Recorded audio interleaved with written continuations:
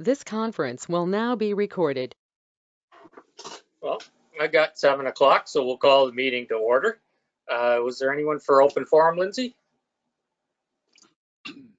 No, none registered for this meeting, Mayor Woodbury. Okay. I have a motion moved by Brian, seconded by Jason, that the agenda be confirmed as amended. Any discussion? Anyone opposed?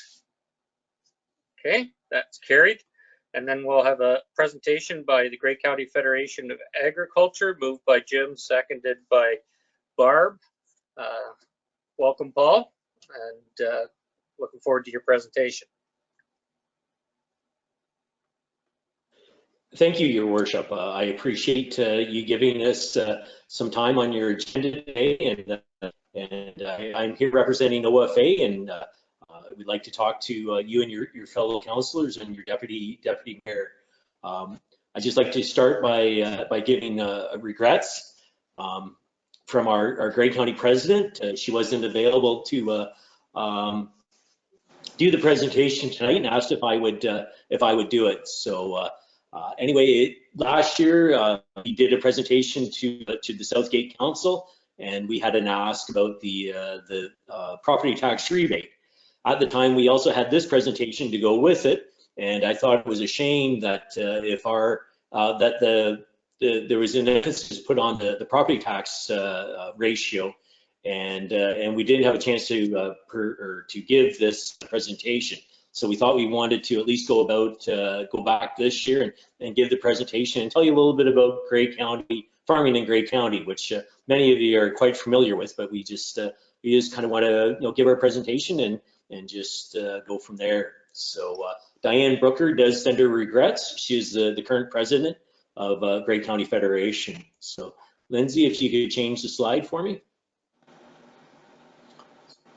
So OFA has represents more than 38,000 farm family members of all across all of Ontario. We're advocating for farmers through government relations and farm policy, and we sorry about this, farm policy recommendation and lobbying efforts. There's 52 different county and federations that contribute to Ontario Federation. We have a member services representatives. There's 21 of them, I do believe, representing our members, and basically they handle the concerns and questions from people if there is any. We also have a great farm policy research staff that keeps on top of all the regulatory and legislative matters. Could you change the slide again, Lindsay, please? So we're actually celebrating 81 years of Grey County Federation. We've been around a long time. We were formed in 1940 to work with the local representatives to give a voice for the Grey County farmers in Ontario. Currently, we have 1,571 members in Grey County. Grey County Federation works to advance agriculture in rural communities through partnerships, education, and advocacy. We aren't all just about farming. I found when as a counselor, I guess I really didn't introduce myself at the start. I'm sorry about this. I am a dairy farmer in Grey County, obviously in Meaford area. We milk about 60 cows. I've milked here for the last 35 years. I'm also a municipal councillor in the municipality of Meaford, and then I also sit on the OFA. So that's just a little bit about myself. But when I became a councillor, I didn't realize how much overlap there would be between being a councillor in the municipality of Meaford and with my OFA position. So it's a nice intertwined sort of a spot that I'm in. We work with OFA to provide lobbying efforts and resources for our local members. Next slide, please. We also have a resource hub. If anybody has some time and like to log on to ofa.on.ca, you can see some of the things that our provincial organization is spearheading right now. Some of the more urgent matters that have a bit more of our attention right now is the Enbridge Line 5 pipeline that has possibilities of closing. That's important not only to farmers, but to residential people too. That does supply a lot of propane and fuel down into southern Ontario and on into Quebec. We also have, making responses to the clean fuel standards, and we also made submissions on the 2021 Ontario pre-budget submissions. So those are some of the things that the provincial organization in support of the County Federation is doing right now. Next slide, Lindsay. So OFA and the Grey County Federation intertwines in many different ways. We have a lot of the same responsibilities. Obviously, the Grey County Federation, we have a meeting every month to go over what priorities we have, and to also decide where we should be putting our effort. Last year when COVID came down, we donated gift packages to all the frontline workers in all the hospitals in Grey County. We talked to our MP and our MPP and also to our local politicians, and this is what I'm here tonight, giving you kind of basically what we're doing. We have political meetings, we have information meetings, we have what they call shed talks, and that's when we pick a subject and we try and help educate our members, because education is the first step to understanding and to making your industry better off.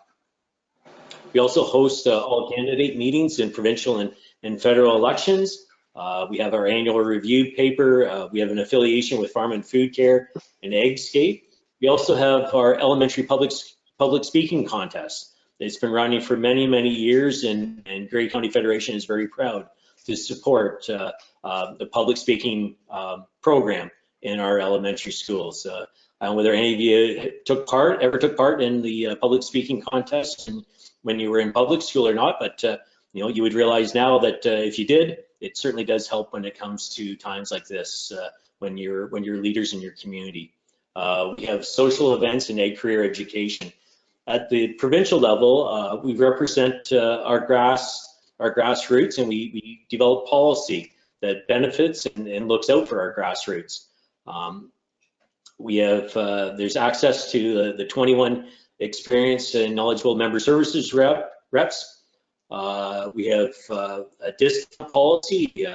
If you go to buy a GM truck, a Dodge truck, Mark's Work Warehouse, Honda, they're all different things. If you're a member of Ontario Federation and Grey County Federation, you get these discounts. So these are just some of the promotions that we offer. We do have a very highly skilled farm policy research staff, and they're the ones that really help drive, not drive policy, but help us explore different policy and to help us understand what is needed to go forward. There's educational opportunities through the province-wide and the webinars. There also is training opportunities. Where we both work together is in lobbying of provincial and federal governments, advocating for farmers and agriculture in Ontario. And if we could move on to the next slide. Here's a pie chart, which is probably a little difficult to see, but you can see where some of the more important sectors in Grey County is, and they're the cow-calf business and the animals, the finishing animals. Dairy is pretty high in the list of commodities in the county, also with corn and soybeans. If we go on to the next slide, agriculture. 1.4% of Ontario's population are actually operating farms in Ontario. The agri-food sector is the #1 driver of the provincial economy. I think most people would be surprised of that, because you don't really think of agriculture as being the #1 driver in Ontario. The car sector and some of the high-tech sectors get a lot of publicity, but agriculture is there, and it's a big part of what drives the economy. As you can see, it generates close to $48 billion in GDP in Ontario. It creates well over 800,000 jobs in the province also. And that's just not working on the farms, but also, delivering fertilizer and seed, the co-ops and even processing. Some of the larger processing facilities we have in Grey County, Grey and Bruce counties, is the Gayley plant over in Teeswater, processes a large volume of milk, and Chapman's Ice Cream in Markdale. They're also included in this, and obviously Chapman's is a very big driver of the economy also in Grey County. Ontario farms produce more than 200 different farm and food products, and its economic contribution in Grey County, Grey County farm production to the provincial economy is $1.2 million of GDP. Next slide. So some of the big contributors in agriculture in Grey County, obviously there's 2,300 farms, the total farmland of close to 500,000 acres in Grey County. The largest farming industry in Grey County is beef cattle production, and with Pallister Farms, it's located in Southgate. They would be one of the very largest producers of finished cattle in Grey County, if not in the province of Ontario. To go with all those beef cattle, hay is one of the major field crops, although with cattle numbers declining all the time, that number will be going down and probably being switched into either corn or soybean acres. The major fruit crop production in Ontario, in Grey County, is apples, and probably a lot of that has to do in my area, in the southern Georgian Bay area between Meaford and Thornbury. And there's actually, there's close to, it also is showing close to 50 acres of sweet corn grown in Grey County. So that's a lot of sweet corn, and I'm sure there's a lot of roadside stands in Southgate also. Next slide. These are some of the estimated farm cash receipts in the county. You can see how the beef cattle is the one furthest on the left, with dairy after that, soybeans and some of the other crops. It just kind of shows you all the different industries that we have in Grey County. If you go to the next slide, Lindsay, it kind of shows it a bit easier. So some of the Grey County's top commodities given in the provincial oversight, it shows that 12% of the slaughter steers and heifers are grown in Grey County. 10% of the honey is produced in Grey County. Barley at 15%, calves. 10% of the sheep and lambs is also in Grey County, with 7% of the fruit, 8% of maple syrup, and 10% of forest products. So it just gives you a little bit of an idea what how diverse we are in Grey County, and how important Grey County is even in the provincial scope. So next slide. Grey County's percentage of the farm cash receipts of the province is 3%.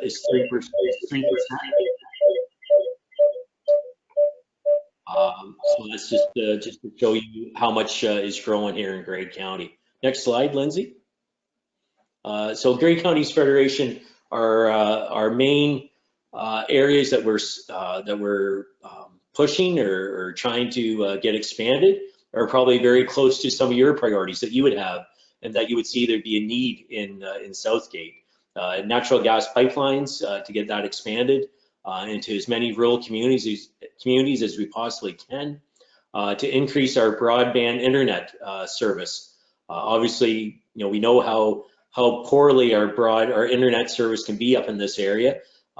Grey County Federation is supporting and trying to encourage more government money and support into the internet. It's important for our schools to remain open. We know in all across Grey County that's important for each community to have a school, and that we aren't busing our kids too many miles across the county to get them to the schools. So again, these are probably all things that you realize that are important as a council, and we as OFA and Grey County Federation do also. And also transportation. I know in the municipality of Meaford, we have quite a few bridges that are getting towards their end of life, and it takes a lot of money to replace those bridges and to keep the infrastructure going. I'm not too sure how many bridges are in Southgate, But I'm sure you probably have your challenges with your transportation infrastructure also. Next slide, Lindsay. So some of our key priorities in 2021 is membership engagement. We want youth in farming, healthy farms and environment are also important. Next slide. Youth members. According to the 2016 Census for Agriculture, Grey County added young farmers at more than double the national rate, with a 20% increase in farmers under the age of 35. We also saw a 61% increase in gross farm receipts between 2011 and 2016. I would think that Southgate would be a large contributor to these numbers. I can remember traveling down to Guelph in the mid 80s to go to college, and going through the Hopeville Con area and seeing the difference between what that area looked like then compared to what it is now. Agriculture has made a big difference to the municipality of Southgate, and as long with the same with the rest of Grey County. Young farmers are our future. We need, just like any other industry, we need young farmers in agriculture, and we want to ensure that they're supported and feel welcome by the OFA. We know our strength and our capacity to influence policy is tied to our membership and their willingness to participate. Next slide. One last thing that we're getting close to the end here. The environment. Sometimes agriculture and environment, people think that they're at two opposite ends of the story, when actually we're in the same story. Agriculture owns a lot of the agriculture land, and it's important that we as stewards of the land look after that and make sure that the environment is healthy, and that we don't do anything to harm our environment. We're trying to work more closely with our conservation authorities all the time. In the past, it's maybe been a bit of a headbutting, sort of a relationship, but now we want to make sure that relationship really works for the good of each other. So I'm at the end here, Your Worship. Your representative in Southgate is our Office Administrator, Jackie Pennings. I'm sure some of you know her and her husband have a dairy farm in Southgate. You can see some of the other directors that we have in Grey County. Here's our professional team that we have. Diane Booker, who is our county president. Jackie Pennings, next slide. Jackie Pennings, who's our office administrator. Joanne Hughes is our OFA member services rep, and myself. If you have any issues, questions you'd like to ask, if you want to get a hold of any of us, we'd be more than happy to answer your questions and to help you out as much as possible. So I think that's the end of the presentation. If you have any questions, I'd be more than willing to answer them. That's great. Thank you, Paul. Yeah, I think one of the things that's been recognized around is that how important agriculture is in Southgate for sure, but in all of Bruce County. And anything we can do to work with the Federation is definitely something we want to do, including the new county agricultural committee. I want to make sure that it's supporting the Federation, not going off on its own tangent. So really appreciate that. And yes, a drive around here, if you hadn't been for a few years, the amount of reclaimed farmland and things fixed up is just, it's amazing. It really is amazing. So thank you very much. Are there any questions from council? I had a question, John. Okay, go ahead, Brian. Thank you, Paul, for the presentation. It's always good to hear from the Federation. We really appreciate the efforts and the work that you folks do for all the ag community in our area. But a question, you alluded to it right off the get-go. You talked about the ask from the local Federation to adjust the tax rate, which of course is done at the county level. I'm just wondering, have you seen the impacts of that, and was it as much of an impact as you thought it might be? Because the county did change the tax rate, right? And I think it did make a difference, Brian. You can always ask for more and always want more, but I think it was a nice kind of compromise between the agriculture sector and the county, that everybody wants cheaper taxes, but we know we have to have taxes to help pay for that infrastructure that we all desperately need. So it's much appreciated, the reduction that we managed to get. You will know probably from your members and from your constituents in Southgate that the agriculture taxes had been going up substantially over the years, and it had become almost to the point where, was it really a fair burden to place some of the the economic and social programs on the back of agriculture? We're all in this together as people, and we looked at it that we needed to, it's a people as much as an agriculture land issue. And we thought we were maybe just having to carry a little bit more of the burden of some of these taxes, and we were very happy with getting the reduction down to the 0.215. I think it was fair, and again, I'm here not to ask for anything more this year, but I just wanted to make your council aware of the importance of agriculture in Grey County and the province of Ontario. Good. Thanks, Paul. Yeah, good. I think just having the communications open is an important part of that. Anyone else from council? Martin? Martin here, John. Sure, go ahead, Martin. Thanks for the presentation, Paul. And thanks also for being another lobbyist for broadband and the natural gas. We all need to work together that way. Just a question out of my own curiosity here. I'm surrounded by new dairy farms, and there's some even just quotas that are being put in.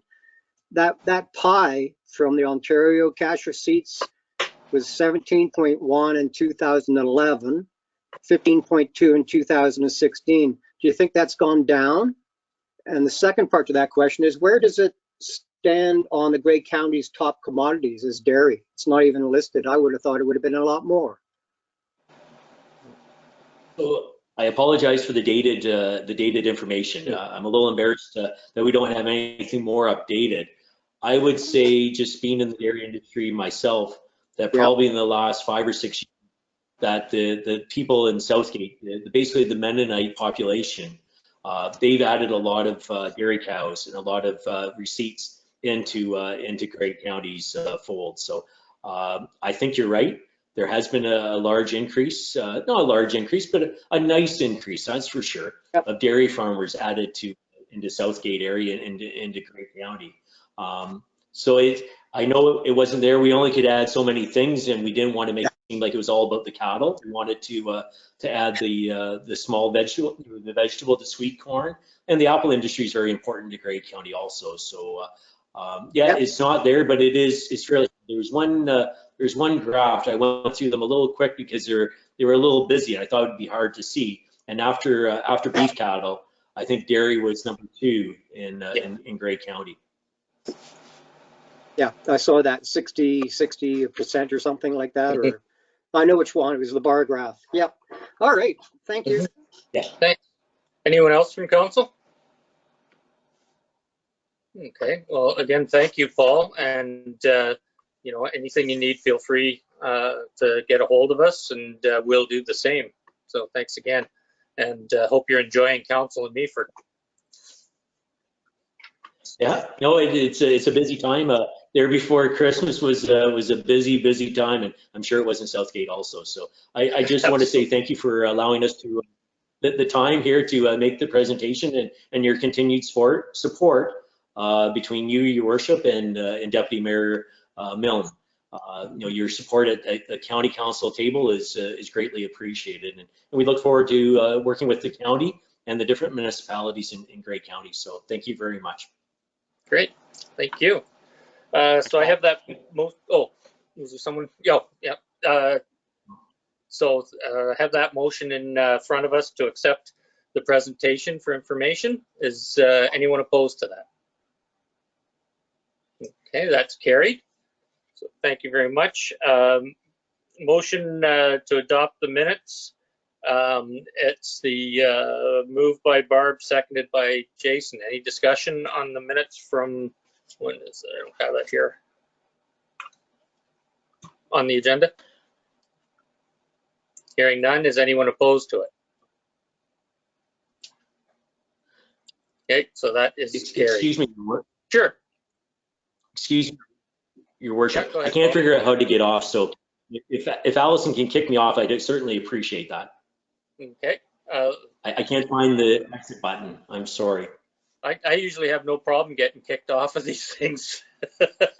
So there we go. I dismissed. Okay, good. Any declaration of pecuniary interest? You can declare now or at any time. Okay. We've already done the delegation. The adoption of the minutes. Oh, I'm moving back here. Okay. We have report for municipal officers 8.1.1, and that's moved by Michael, seconded by Martin, and it's the donations, grants, and funding. Liam, did you want to add anything to that? Yeah, I just want to provide a quick summary since 2020 was a little bit of an unusual year. So the funds that were distributed were utilized by the Dundalk District Food Bank, the Holstein District Christmas Hamper, the Southgate Community Calendar, and then the Holstein Agro Expo and Rodeo were used. And for, because there are events or activities continued. The Optimist Club of Egremont, although it couldn't set off the fireworks, had purchased the fireworks. So the funds were used in purchasing those fireworks. And so they intend to use those for fireworks for 2021. So they haven't asked for any more funding for that for this year. Whereas the Dundalk District Agricultural Society, they canceled the Dundalk Fall Fair and they didn't return the funding. So I've confirmed with them that they would like to carry that funds forward to 2021 rather than return it to us. And that was the reason why they didn't submit a new application for 2021. Whereas the Dance Association did cancel their event and they returned the funds, which was a criteria of the policy. So on to the 21 applications. The Holstein Agri Expo applied again for $2,500, and the Junction Community Initiatives applied for $2,200. However, they didn't submit the financial information that was required according to Policy 3. So I am going to be recommending that its council approve it, subject to them submitting an appropriate financial plan. And then I also, since the council typically approves donations to the Dundalk District Food Bank and the Christmas Hamper, the Holstein and District Christmas Hamper program, so I've put them on the list for approval as well. Okay, thank you. I think that's one thing we'll have to keep in mind over this year as well, is that a lot of these organizations that are volunteers are the backbone of our communities, and they're not able to raise funds and could end up in some fairly dire straits. So I think we need to keep open communications with them this year and see how things are going. And like you said, it's been a different year or two, and we may need to do things a little different at times. Anyone have any questions or comments on this? Brian? Not a question, just a comment. And I wanted to, as Liam alluded to there, 2020 was a strange year, and I want to thank him for his discretion in working with the groups to make things work. And I know the different couple of the groups that I'm involved with appreciated his help and his efforts. Excuse me. So thank you, Liam, for that. Yeah, absolutely. Yeah. Any other questions or comments?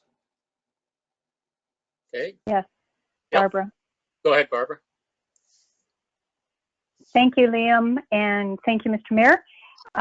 Liam, could you just update council about the the financial implications or the financial reports of the organizations that did have an event last year. I mean, I know that most were canceled, but the Agra Fair did go forward.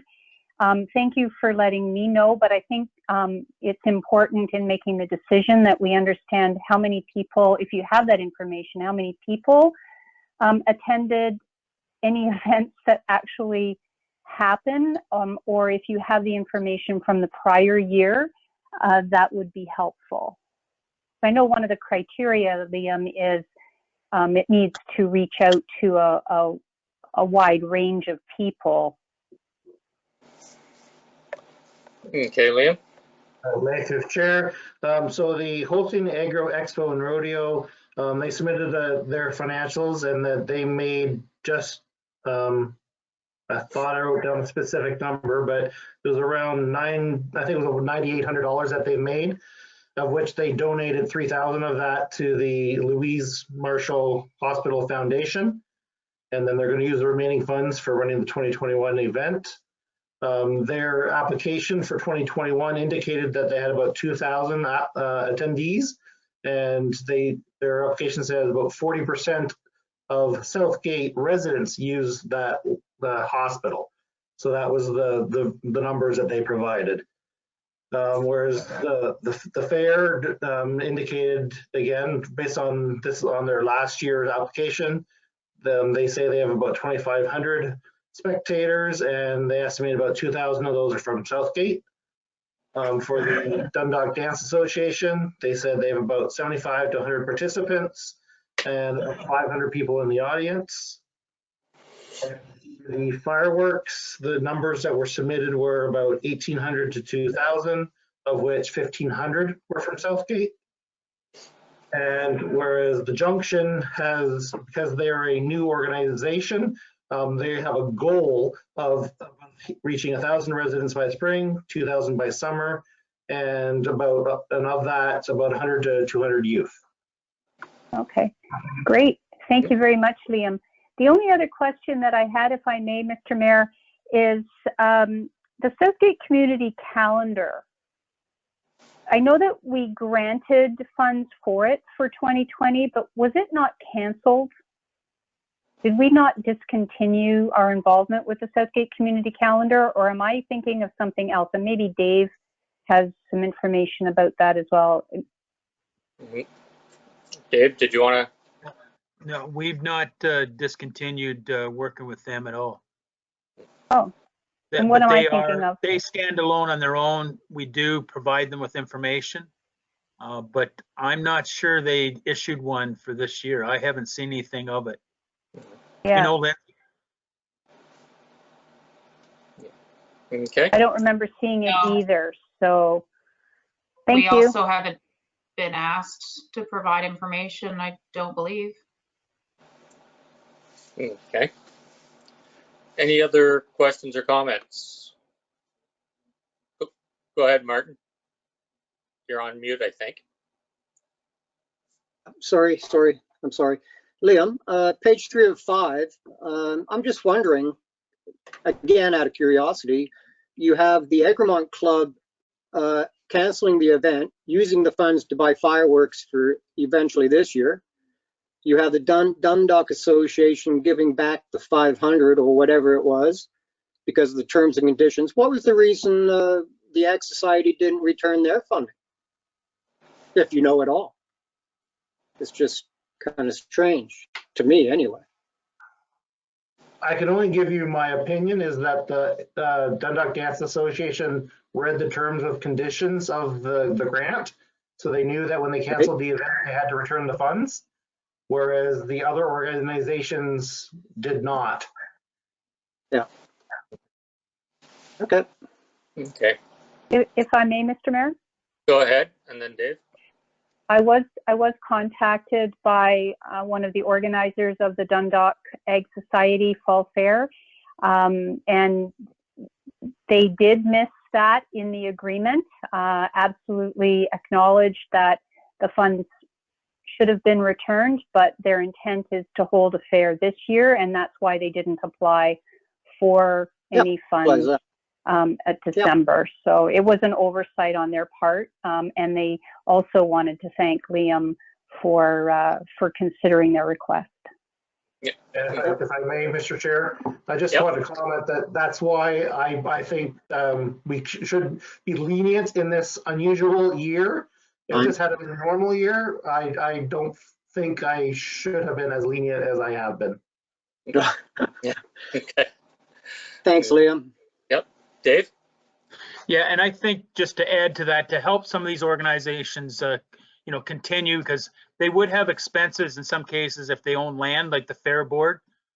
Just because there's not a fair to generate money doesn't mean they have expenses, don't have expenses through the year. So that could be one thing they may be considering. I'm not sure what the financial position is right now. Yeah. Well, like I say, we're going to have to monitor that with all of our volunteer groups that do so much around the municipality. Any other questions or comments on the donations?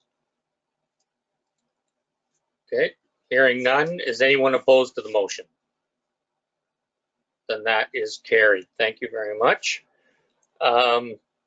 Next up, we have Lindsay, I think we have the 8.2.1 moved by Brian, seconded by Barb, and that's declare surplus land.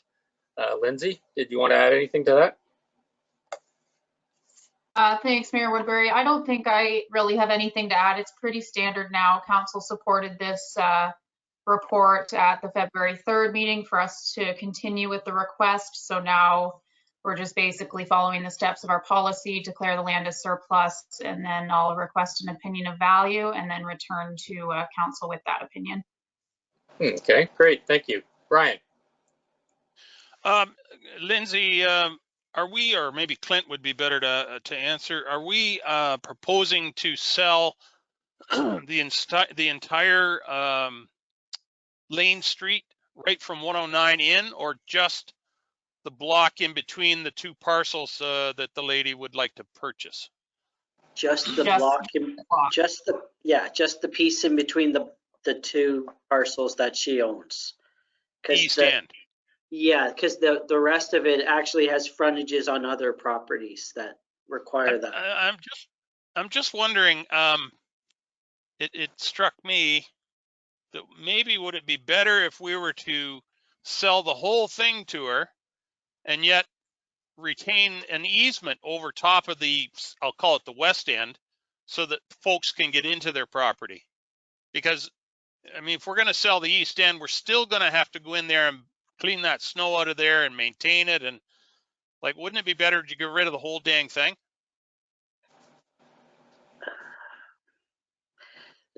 It's an option. I don't know why anyone would accept that, because all of the risk and whatnot is put on the landowner who would be accepting that. Although if we have the easements there, we're still going to be on the hook for a good portion of whatever happens there. I don't think you can. It's not a good policy to take away road frontage from the existing lots there that have it, because as soon as you take away that frontage, they can no longer get a building permit. Even if they have an easement is not the same as dedicated road frontage. So they wouldn't be able to get a permit for anything, and that would be problematic to them, to say the least. I see. Well, okay, I was just thinking like a creative planner might, but that's fine. I like the thought. It's just it would cause a lot of people to scream blue murder. Well, hey, that's what we're here for.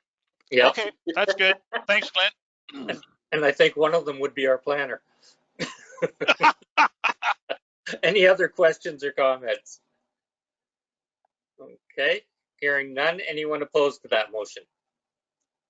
And that is carried. 8.3, we're moved by Jason, second by Michael, and it's the annual drinking water report. Jim, did you want to add anything to that? No, not really. That one's pretty straightforward, I believe. So unless there's any questions. Okay, great, thank you. One of the things I've learned over the last few years is that how complicated all the reporting is for water and wastewater and all the things that you and your crews have to do with it. And so it's far more intricate than people would normally think.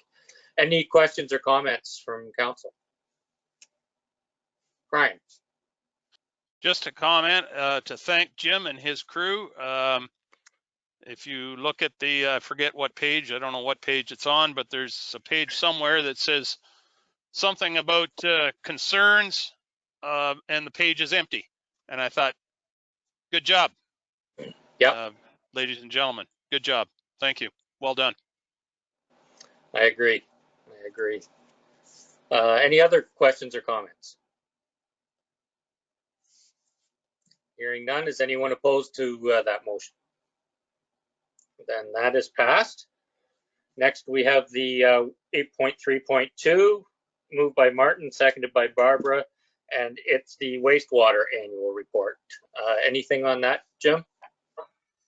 Yeah, so as outlined in the report, we had through our ministry inspection that they wanted a sludge assessment done on the lagoons, and we carried that out. It's not recommended at this time for any removal. We are still looking at it through the EA process, whether there will be that included in some fashion or whatever, or a trigger mechanism. But very little deposits in there really over time, because the last one was done in 2011. If I could get Alicia maybe to pull up page, well, it says page 6, but maybe it's labeled 4 on the wastewater report. I'd just like to show you something there.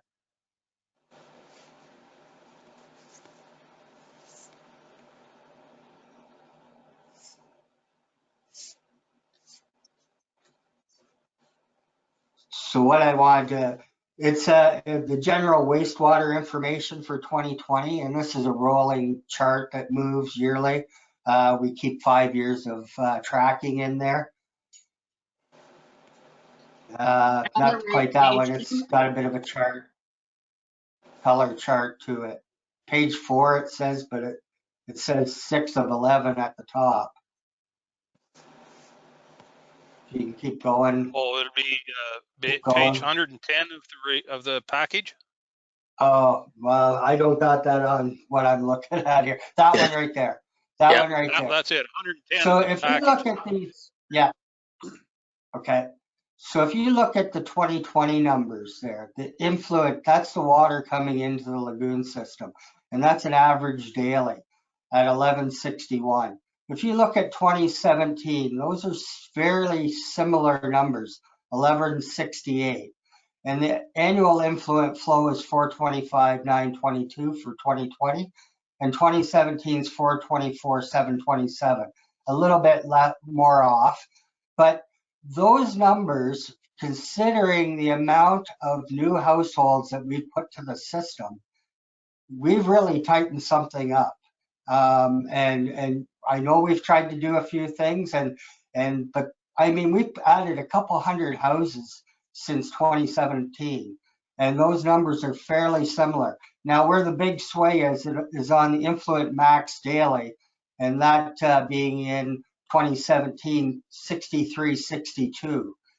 That is a rain melt or a big rain event that influenced our system, and it wasn't quite as eventful in 2020, but obviously in 2018, it was a huge event that happened at that point in time that influences our system. So I just wanted to bring that to your attention, that even though we've added in the last 3-4 years more than 200 homes or whatever, we have done some good work somewhere along the line in making some headway on infiltration and inflow. Thanks, Jim. Yeah, and that's been a problem since I remember back being on Dundalk Council, and that being one of our worries. So it's a good job And I know it's a constant moving target chasing that type of stuff. Go ahead, Dave, or Brian, sorry. That's okay. I've been called worse. Yeah. Jim, because the water, volume of water hasn't changed appreciably over the years, going forward, or, you know, in the future, is that going to impact the amount of solids that stay in the system, like stay in the lagoons? Like, is there a correlation there somehow or not? Yes, absolutely. There's a correlation, but with this amount of I&I coming, that makes a dilution happen. And we don't have any big industrial contributors to the system at this point in time. So it will have influence, but it's because of the dilution, it keeps it down to minimal. But that is one of our challenges with the system right now. And it seems to be pointing at the filter system can't quite handle the amount of solids.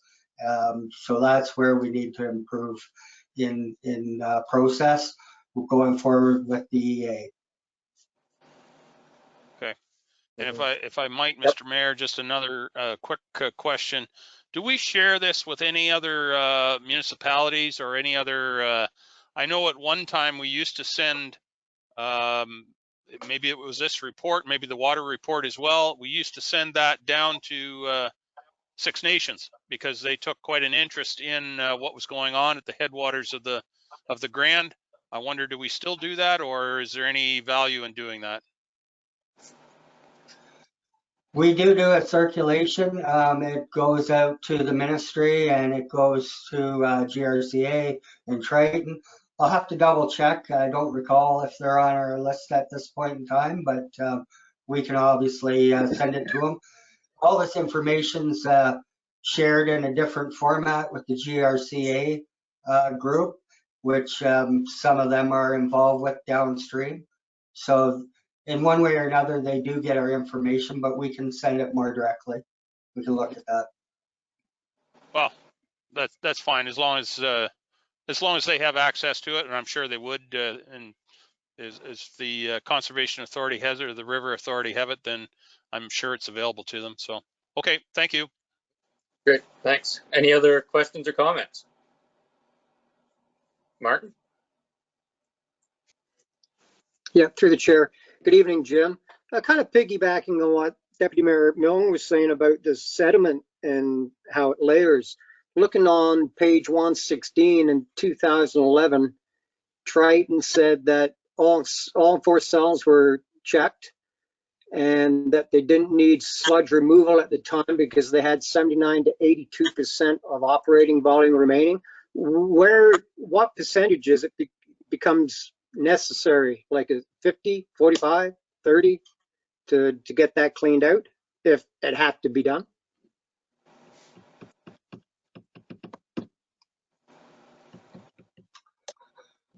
We are in the process. We were supposed to have a meeting scheduled yesterday with GRCA to talk about some of those trigger mechanisms and where maybe we should be looking at doing that. But again, because this is part of our EA process, we're not stringent on looking at it immediately kind of thing, but it's in the background.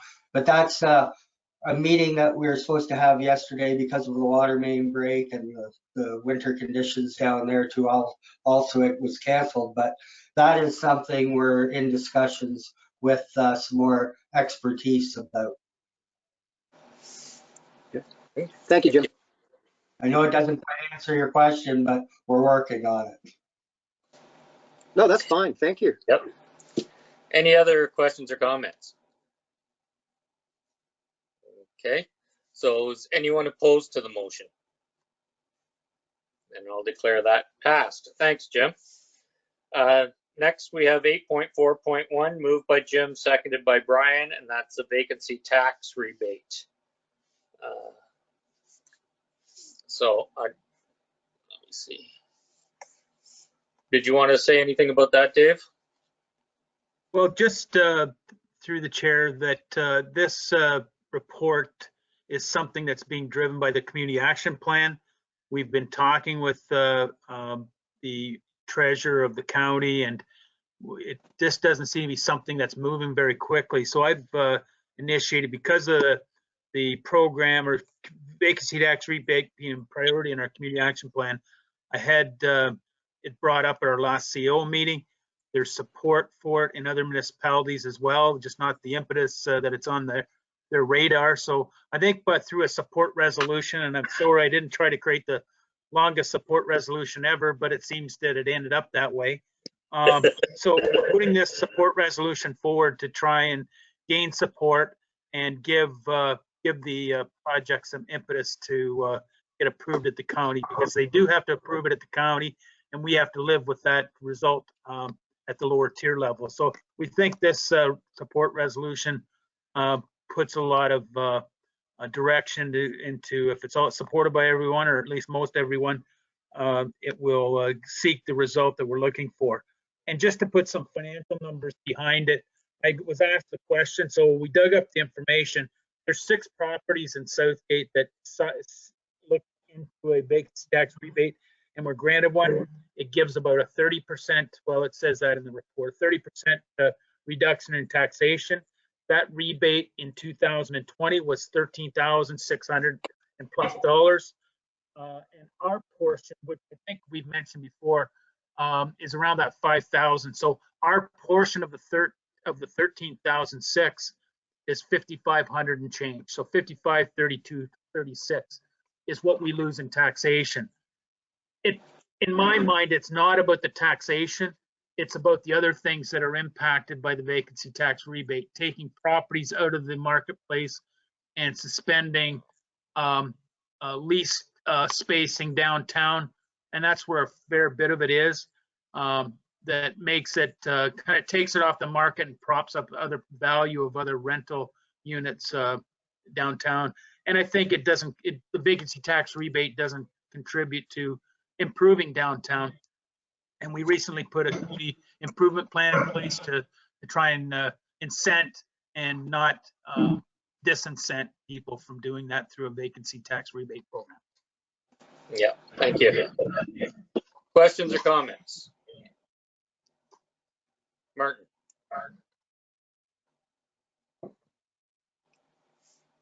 Thanks, John, through the chair. Yeah, I read this, I was amazed at the length of it, but it was needed to be that lengthy because there is a lot of things that go along with the rebate.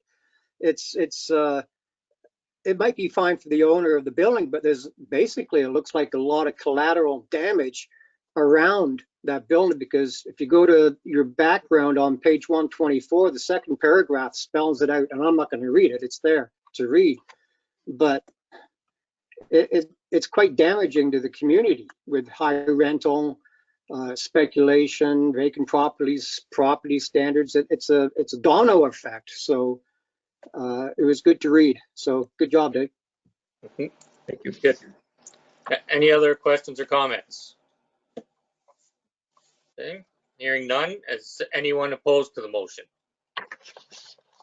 Then I'll declare that passed.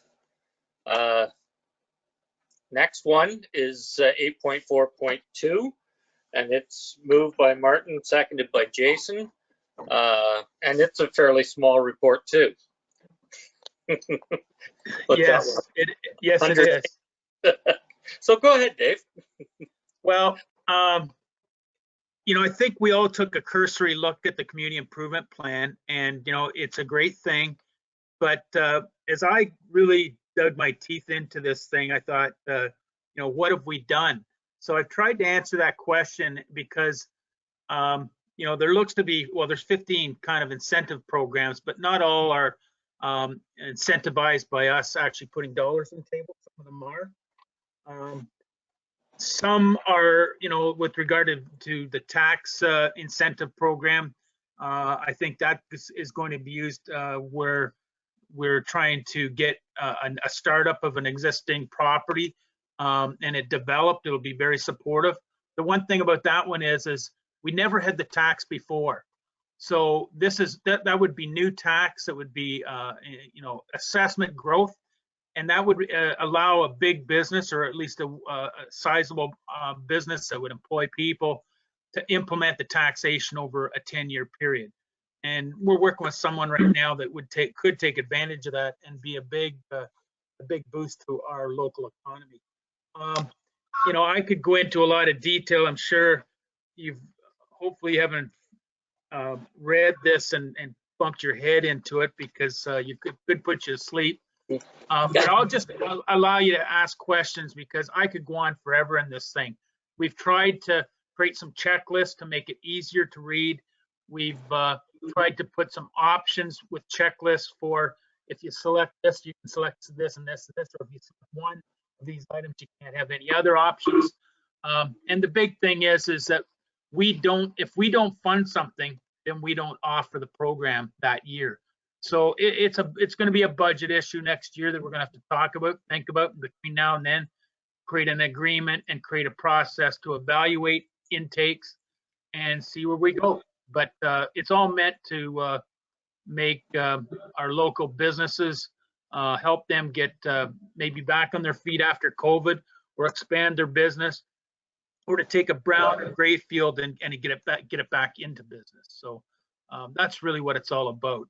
I will speak to, there was a reference to agriculture that I took out. I was very concerned about, because I could see it being, it's not intended the way it was, as in my mind, appeared to be in the document. I think someone could build a driving shed and actually ask for replace a driving shed and get money through this thing, and that's not the intent. The intent is to incent like more of an on-farm business to get started and value add to their existing products. So we kind of changed the spin on that a bit. But anyway, I'll leave it for questions, because I'm sure there are. Okay, thanks, Dave. Questions? Martin? Through the chair. Hi again, Dave. Hi. You mentioned the key strengths of Southgate as a great location for your business are, and there's like 1, 2, 3, 4, 5, 6, 7, 8, 9. There's 10 bullets. Would they, when we have an economic development officer, or when there's some program, as you said, budgeted for next year, would those key strengths be used as a promotional brochure because they are good, strong points to promote the township? So where are you referring to in my report, so that I'm on the same page? Maybe page 160. Maybe my computer went too far ahead. I don't think I did. Page 160, Dave? Okay, can you tell me, Lindsay, where that is in my report? Number 8, page 8, I think. Sorry, Dave. Oh, that's okay. Yeah, I look at it like you, Dave, just by report. So just give me a second. I might have gone too far ahead. The computer is touchy. I don't think I did. This is within the staff report, or one of the other documents, Martin? Is It could have been. CIP? It's the Township of Southgate Community Improvement Plan. Okay, it's in the CIP itself. Yeah. Okay, yes. Close to Greater Toronto Area is the first one. Yeah. Yeah, so those are really things that we would sell ourselves on. These are the benefits that we have in our community. Obviously lower cost of living, lower labor rates, strong agriculture base, reliable labor, close to large GTA labor force. So those would be all things that, yes, we would sell, or the economic development officer use as comments that would say, hey, this is the place to come to. Okay, great. Okay. Thank you. Yep. Anyone else comments or questions? Brian? So if I understand this correctly, Dave, council will be asked through the budget process to put X number of dollars into this program. will the recommendation also say which of the incentive points or the incentive programs individually inside the program, will it identify how much should go into each one of those, or will it be sort of a global budget over here? And then if somebody asks for, I don't know, signage, will it come out of that global fund, or will we be asked to say, okay, we think you should put X number of dollars into the signage program and go from there? Yeah, so. Did you understand that? I'm kind of all over the No, I place. do. And I want to take you, could you go to my attachment? I think the easiest place to go would be attachment. Oh, sorry. It's too many. I didn't write the report. I didn't make it this long. I know. Attachment 3. If you go to attachment 3, and that's the checklist with the options at the top. Oh, I could try to find it, but it would take me forever. But anyway, So go on. if you- Go ahead. Okay, so in that, there's 4 options, and there's 15 selection or areas. There we are. Thank you. There's 15 areas where we could fund people from these funds or but what I would suggest is that what we would do is, and Liam may not like this, but I'm gonna say it anyway. We would set up a reserve for every one of these. So if there was we have a facade reserve now, and I would say facade and signage are pretty much the same thing. If you want to improve the front of your building, we'd put money in there. For example, let's say downtown in 4 or 5 years gets really good shape for facades and signage, and we think that, you know, the neighbors shaming people into doing these things, and there's other things that we should be incenting to improve. I don't know what, but let's say parking area around buildings or something like that, or landscaping. We could put focus money into that reserve to make sure that people uptake there and forget about signage and facade as an example. So you can control where you put money. If somebody, you know, asks for money and there's none there, we can't fund it. That's the simple part. So basically, tax increment equivalent grant, that would be funded by, basically, we don't charge the taxes. We never had it. We're number 2, building and land improvement grant. I think you want to be pretty serious if you're going to fund that one, because that's up to, they could ask for $50,000. So if they put 100,000 in, they could ask us for 50. We don't have to approve 50, but we could, they could be funded for up to that. Where if you want to focus at more facade and minor building improvements, you might go for 3, signage 4.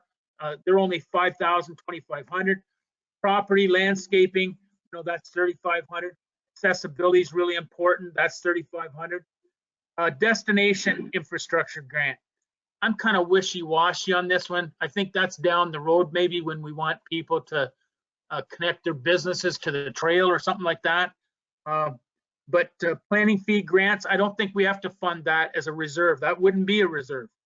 Clint, out of the goodness of his heart, is going to give them their money back. He's smiling, but anyway. And the building department could do the same thing. I'm going down this list for a reason. The next one is development charges. And I'm not sure I have the right answer for you there. I'm hoping I do, but I got a sneaky suspicion that you can't receive a development charge and then rebate it. If you rebate it, you likely have to take it out of taxation. I've heard those kind of comments before from guys like, it's not Hepson, it's, my memory will come back in a minute, but our DC development charges people. Watson and Associates, thank you. Andrew Grunda would likely tell us, no, you can't do that, but I'm not sure. Housing rehabilitation conversion grants, that's a big number, 50,000. You know, do we not have enough housing? And I'm just discussing this for us to think about it. Do we not have enough housing development going on now? Do we need to fund more? You know, there's enough money in leasing homes or renting homes for the landlord to put a secondary suite and pay for that investment over time pretty quickly. So I'm not sure we need to, and we've taken the reference to secondary suite out anyway. Startup space leaseholds. Maybe if we have an influx of new businesses that want to get started, small businesses that need to put, certain equipment in their building or, shelving units in their building. So those kind of leasehold upgrades to make their inside their building look better. Environmental studies and brownfield rehabilitation. We don't have much of that need or demand, but who knows in a few years. Maybe there'll be that much of a demand for land that they'll look at some of our small brownfields and want to rehabilitate them. Then the surplus land and building, I'm having a hard time why it's even in here, but it's just kind of telling council that, we need to take a hard look at putting land stock or building stock that we're not using, put it into the private sector and let them do their, do some development and increase our tax base. So that's really the look there that gives us some information to do that. So I kind of hope that answers the question and gets my point across about, it's really how you want to fund it. I think in the next 12 months, we need to have a hard look at deciding what our priorities are. And that's why in the report, I listed the action plan initiatives that really are saying we need to improve our downtown. We need to do something with murals. We need to, give everything a facelift. So where those two dots connect and where this program receives uptake, that's where we need to focus on funding based on the municipal priorities that we establish. Well, thank you for that concise answer. It does answer my question. Sorry. Well, I'm glad it answered your question. So am I. Yeah. Any other questions or comments? Barbara? Okay, go ahead, Barbara. Thank you, Mr. Mayor. And it may have answered Brian's question, but it created one for me or two as a result. When you look at this attachment 3, there's nothing on it that explains what option 1, 2, 3, and 4 represent? Or did I miss something in one of the other attachments? So the options are basically a checklist. And the idea of the checklist that if you want to take advantage of incentive number 1, there's only one thing to select, and it's that you can't get the benefit of other. So let me go back to that sheet, which I filed down below. I lost it on my desk. Here we are. So if you look at option 1, there's only one box that's white that you can check. Or if you look to option 2, you could select 2, you could select 8, 9, and 10. If you go to option 3, which is the housing piece, you can get development charges back and building permit and planning fees. You go to option 4, there's quite a suite of things that you can do there. Okay. All right. The other question that I had was when you talked about housing rehabilitation and conversion grant and you've removed secondary suites. Yes, we have an overabundance of new development, but wasn't this supposed to be more for building conversion to allow for more attainable housing prices, converting, and you've taken away secondary suites as an option to provide secondary income as well as more affordable housing for, providing a secondary apartment, or conversion or housing rehabilitation for handicapped. So if you had an apartment building that they were going to convert a unit to be more accessible. I'm not sure. Clinton got his hand up.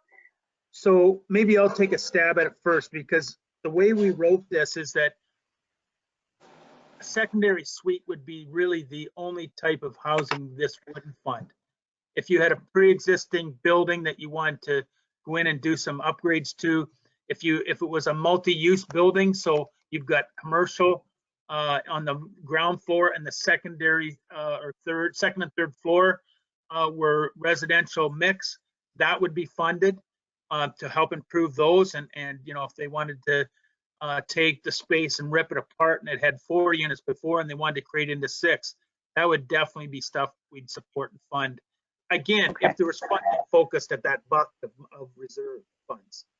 Okay, you just mentioned, we Dave, have to put the focus on it. you had just mentioned that you weren't sure why that was, you know, whether or not it was something we would be supporting, and we have removed secondary suites.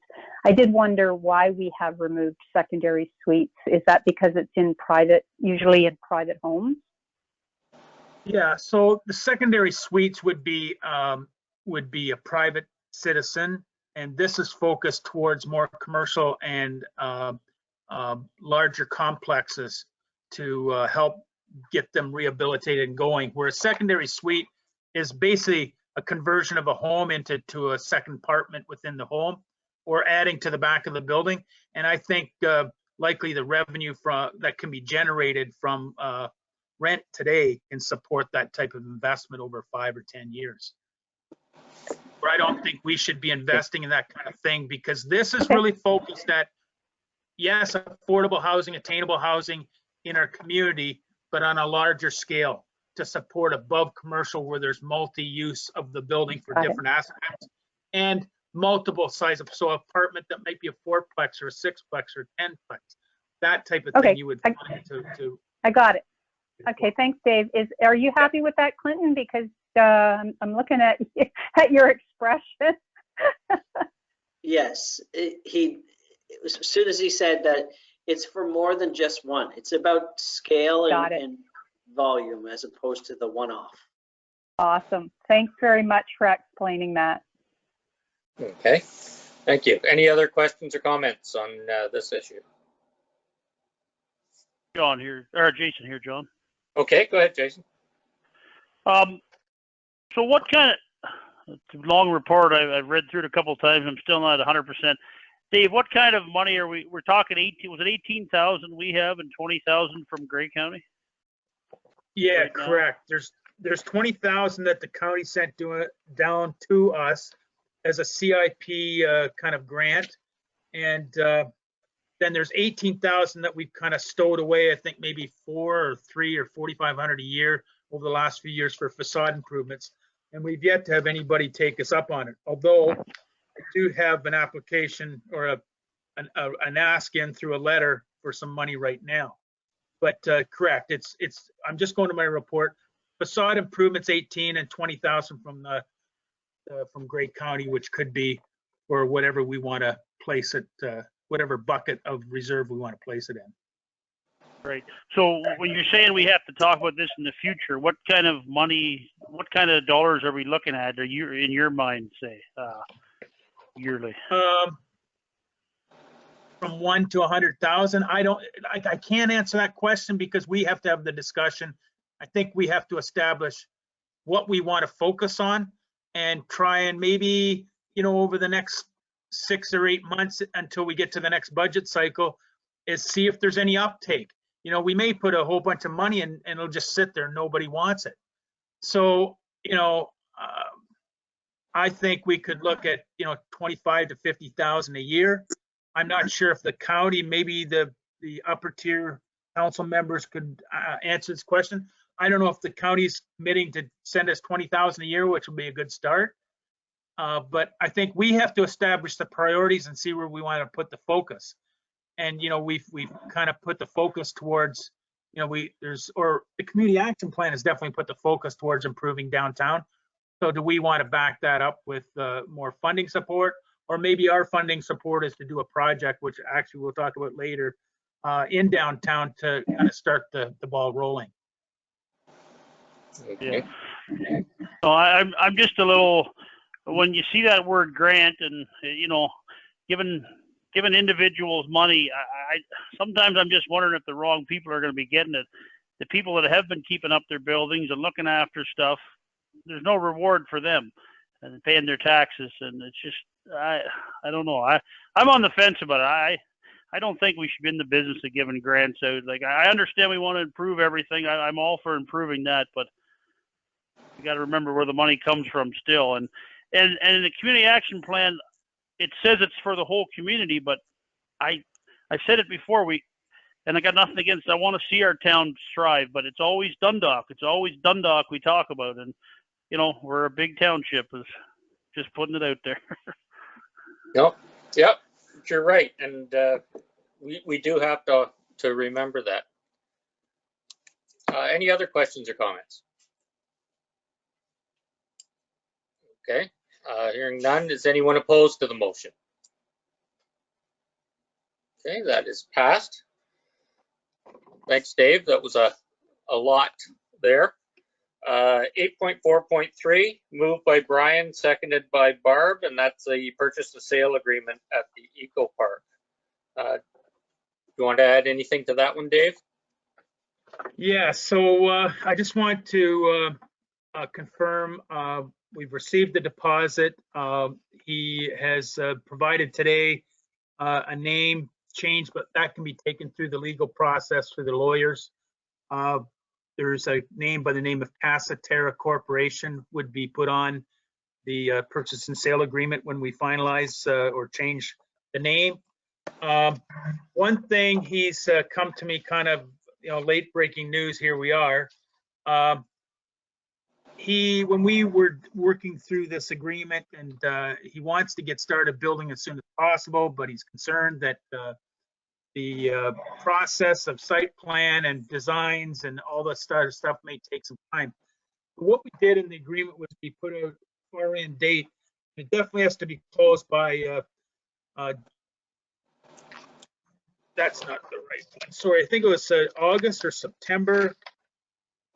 September the 24th. September, sorry, no later than June or September 25th, I believe. I haven't got the, here we go. I apologize. The offer is to close September 24th. Yes, so it's no later than that.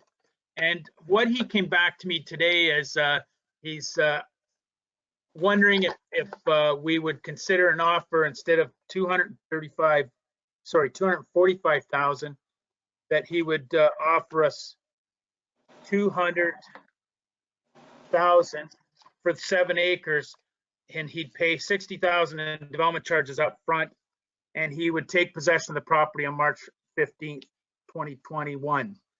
And I said I would bring the proposal forward. That's a reduction of $45,000, and I said it was not likely, but I said I would make the proposal to council.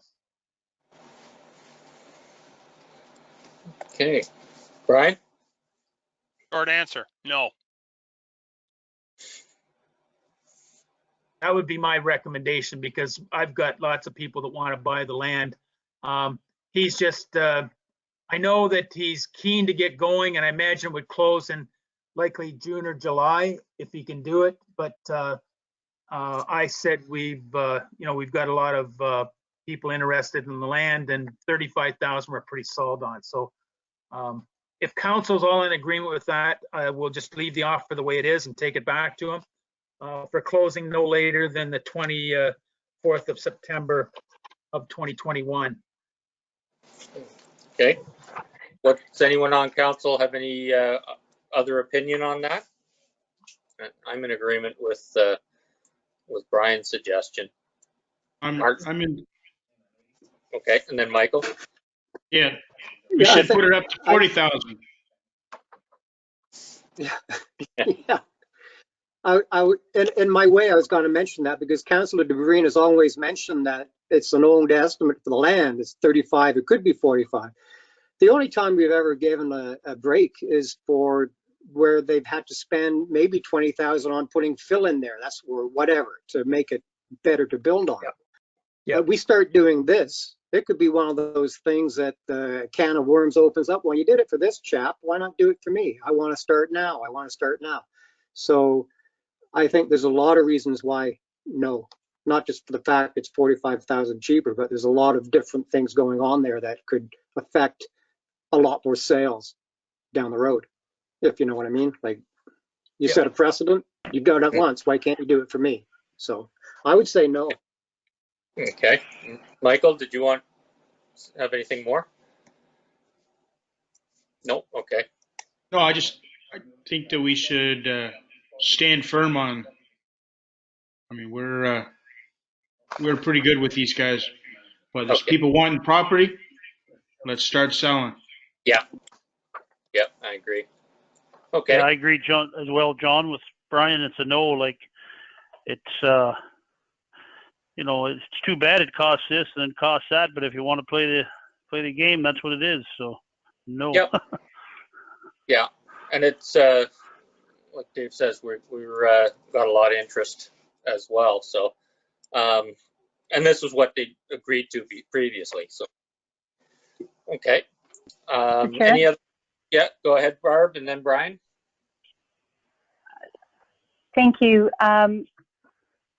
Like Martin alluded to, I've been saying it all along. I mean, the value of our eco park land has only increased over time, and we're still selling it at $35,000 an acre. And this particular property is one of the prime spots, so that there's, you know, almost move-in. I'm not supportive of reducing it at, you know, another $6,000 an acre, thereabouts, a little bit more. Yeah, do we want people to close on the deals instead of coming back to us in 6 months or a year and say they need more time? But first pass, I'm not supportive of changing the agreed price that he proposed originally. Okay. Brian? Thank you, John. Dave, do I understand correctly that this parcel is zoned and it is serviced now and it's surveyed? Is that correct? So the parcel is, the whole industrial park is zoned for commercial industrial uses. So that's Right. number one. We Right. did survey this 7-acre parcel for another individual, and we Okay. turned that down because of the request for extensions. And Yep. so it is serviced. Okay. So why is it going to take until September 24th to close? Well, we have to go through site What planning barrel of process. molasses? Why does it take so long to get this closed? I mean, I know it's cold, but molasses will eventually warm up and start to move. So what is going to take so long to get this done? So when a company buys the property, they obviously need the survey as well, not only for registry to close, but they need the survey and then create their site plan. So they got to go to their planner and their engineers, put the building on the property, and then design the stormwater management on the property and all this sort of stuff. So it's not a simple process. I mean, and then there's fencing or whatever else. And they don't want to close on these things and invest the money in it without an incentive like they've asked for until the site plan is ready to go. Once they own the property and have all their designs and we approve what it looks like, then they'll go ahead. But this is a commitment to sell the property and to buy the property, sorry. All right. Thank you. All right. Any other questions or comments? So the motion will stand as it was, not nothing updated on that. Is anyone opposed to the motion? Okay, let's clear that passed. And next is moved by Jim, seconded by Jason, and it's the bylaw for that piece of property. Are there any comments on that? Mr. Chair? Go ahead, Barb. Through you to Dave, given Mr. Batchy's counter offer, is he like, we passed this bylaw, is it a done deal as it was originally put to council, or is there a possibility he'll walk away from the purchase and sale agreement and the bylaw can be rescinded? What happens if he decides that he doesn't want the property now? So he's already signed the purchase and sale agreement as originally constructed, and he emailed me today with this new offer that if they're interested in shortening up the date, he has the money that he would put in and take that risk for the next few months. So people don't like having their money tied up, and this is just a way that he thought he could get $40,000 back, and way he goes, but No harm in asking. Thank no, you. for sure. Okay, any other questions or comments? Hearing none, Lindsay, I'll get you to do the vote on this. Thank you, Mayor Woodbury. So recorded vote for bylaw 2021-023, the purchase and sale agreement as discussed. Councillor Shipston, Yes. Councillor Rice, Yes. Councillor Doreen, Yes. Deputy Mayor Mill, Yay. Councillor Shearson, Is he stuck or what? Yes. Mayor Woodbury, Yes? Councillor Crew. Yes. By a vote of 7-0, that's carried. Great, thank you. 8.4.5, moved by Michael, seconded by Brian, and that's a southgrey.ca report. Did you want to add anything to that, Dave? You're You're muted, Dave. muted, Mr. CL. Sorry. I'll leave it to questions. I think the report's pretty self-explanatory. Okay, are there any questions? All right, okay, Brian? Just a quick one. Dave, I see that southgrey.ca is going to do the bulk of the work in terms of putting the material on the site and so on and so forth. But it also says that they're going to work with our staff. And I'm just wondering, do we have an estimate of how much time that's going to take? Because I know our staff are already busy with stuff. We probably don't need more time doing stuff. But anyway, do you have any estimation? I don't have an estimate, but I'm not seeing a lot of time. I think it's more sharing information and providing them with access to documents on our website pages or stuff like that.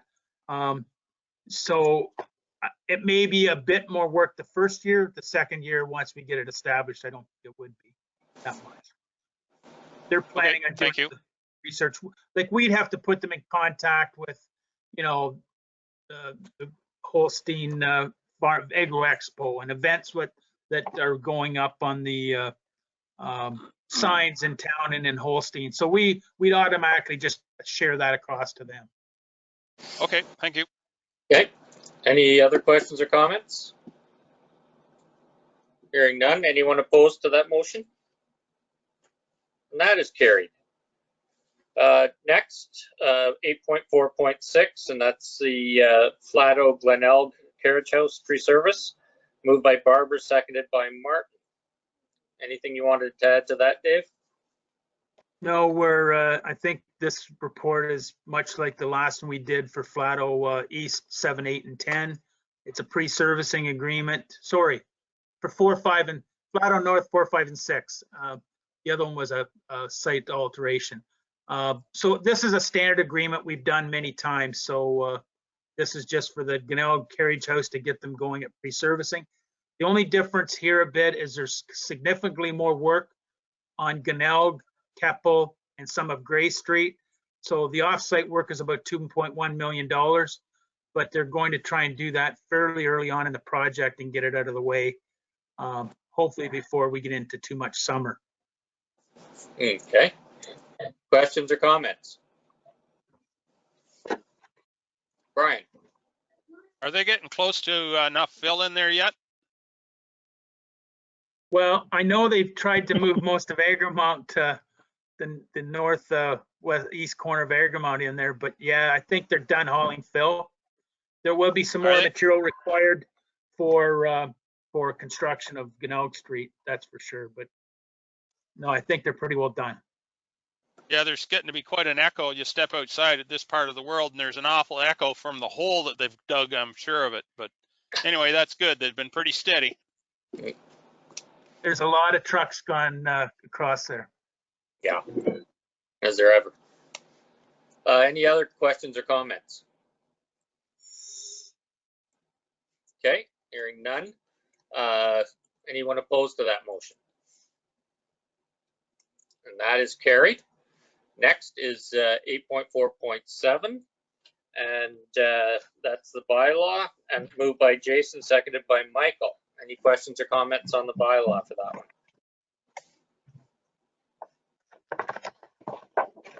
Okay, Lindsay, I'll get you to do the vote. Thank you, Mayor Woodbury. So recorded vote called for bylaw 2021-018, Glenelg pre-servicing agreement. Mayor Woodbury, Yes. Deputy Mayor Milne, Yay. Councillor Dobreen, Yes. Councillor Rice, Yes. Councillor Shearson, Yes. Councillor Frew, Yes. Councillor Houston. Yes. I vote a 7-0, that's carried. Okay, thank you. Next, 8.4.8, it's the Canada Health Community Funding Report, moved by Martin, seconded by Barbara. Anything on that, Dave? Yeah, so sorry this was added Monday morning. We actually had our first meeting with Grant Match to discuss this one. Has just kind of been introduced or thrown out there from the federal government, and we feel it in the discussions we had, feel it matches quite nicely with the downtown improvement grant to look after some accessibility issues and so on. I wanted to get the discussion going now so that I wasn't just coming to you on March the 3rd and saying, here we are. We'll update on March the 3rd the progress we make, but we have to do the application. Grant has to be, or the application has to be in by March the 9th. So it doesn't give us much time, but we've got a meeting again this week with Grant Match to further discuss and develop it. There is a second intake. What our strategy is we'll put in for this intake and see how we do. At the same time, there's not really a lot of development required in design and so on. It's just more of a concept idea. And if we get the grant, we'll have to do significant consultation with downtown businesses and see how we lay it out, how we make the buildings accessible. But it's a pretty broad approach to, making more open space and, has consideration for connecting the community and making it a draw to downtown. And we just think it's as close a fit as we're likely going to get to what we're thinking down there. We're planning on applying if council endorses this motion and see where it takes us. If we don't get in the first round success, we'll apply the second time, be able to refine our application to get a better chance and maybe have more information to do a better application. But we'll see where it goes. We're going to go full bore at putting this together with Grant Match and seeing how we make out. Okay, thank you. Questions or comments?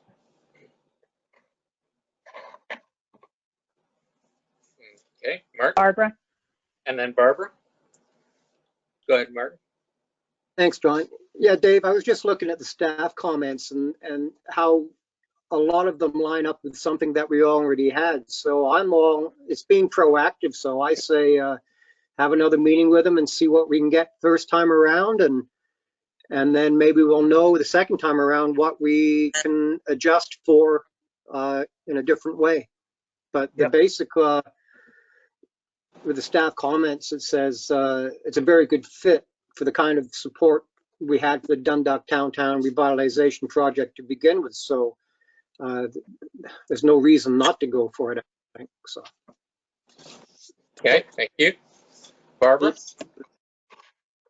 To the chair, to Dave, you know me, we don't want to leave any money on the table. If there's an opportunity that we might be able to get some funding to explore and make Proton Street more accessible. I guess my question is we haven't had any significant or formal consultation with downtown or the taxpayer about the concept, and I'm supportive of the concept. Do we have any any engineering report or drawings, or have we assessed how some of those buildings, more so on the western side of Proton Street, would become accessible? Because there's some buildings that have a significant entry, elevated entry, whereas others have less. So if, I guess, to get to my question, sorry for the preamble, if we got the money, if the money was granted to us by the province, and we go through the assessment and discover that it's not going to work, or the concept is, and I would hope that it would, the concept would not work, or there isn't support from the businesses or community, if we refuse the grant match still gets paid because they did get us the money, but we have to turn it back over. If we got approved and turned it down, we could. I'm sorry, I can hardly hear you, Dave. If we got turned down, or sorry, if we got approved and we turned the grant down, yes, we would owe them 10%. Thank you. I think there's enough impetus that there, we have to do something with accessibility and work with the businesses. So even if it ends up that we turn the street into a one-way street and increase the width of the sidewalks and do the accessibility, but I think there's enough variety of ideas that we can put together and make this work. I know I've talked to a couple people downtown, so that this, when it shows up in the newspaper, isn't a total shock. But anyway, I think we have to have those discussions. There's no doubt we need to do something and give it a facelift. You answered my question, though. If for some strange reason we decided that we didn't proceed with the project and we didn't accept the funding, we would still be on the hook to grant match. Thank you. Yeah. Okay. Any other questions or comments? Okay. Hearing none. Anyone opposed to this motion? And that is carried. Thank you. 8.5.1, Clint's report, moved by Michael, seconded by Jason, and this is the Solomon and Veronica Brubaker report. Clint, do you have anything you'd like to add to that? Not to this one, no. Okay. Any questions or comments from council? Okay, is anyone opposed to this motion? And that is carried. 8.5.2, the bylaw to go with it, moved by Barbara and seconded by Martin. Any questions or comments from you, Clint, on the bylaw? None. I didn't figure there'd be questions, but maybe comments. Questions or comments from council? Okay, Lindsay, I'll let you do this one. Thank you, Mayor Woodbury. Recorded vote called for bylaw 2021-019, zoning bylaw amendment for Solomon and Veronica Brubaker. Councillor Shipston? Yes. Mayor Woodbury? Yes. Councillor Rice? Yes. Deputy Mayor Milne? Yay. Councillor Frew? Yes. Councillor Dobreen? Yes. Councillor Shearson? Yes. By a vote of 7-0, that's carried. Great, thank you. Next is the site plan to go with that. That is moved by Michael, seconded by Brian. Anything on the site plan, Clint? No, it's a fairly straightforward site plan, unless there's any questions. Okay. Well, we'll find out now. Are there any questions? Well, that pretty well answers that for you, Clint. Anyone opposed to the motion? That is carried. Next, we have the bylaw for the site plan, moved by Jason, seconded by Martin. And nothing to add to that, Clint? No. Okay, any questions or comments on that? All right, then we'll turn it over to Lindsay. Thank you, Mayor Woodbury. Recorded vote called for bylaw 2021-020, the site plan for Solomon Brubaker. Councillor Frew, Yes. Deputy Mayor Milne, Yay. Councillor Rice, Yes. Councillor Shipston, Yes. Councillor Dobreen, Yes. Councillor Shearson, Yes. Mayor Woodbury. Yes? By a vote of 7-0, that's carried. Okay, thank you. Next, 8.5.5, moved by Martin, seconded by Michael, and that's site plan for port welding.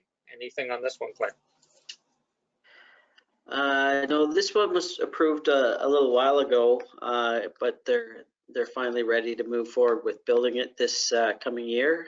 And so they brought forward a site plan in the winter, which is perfect timing. So it's before you, and hopefully it's satisfactory. Okay, thank you. Any questions or comments from council?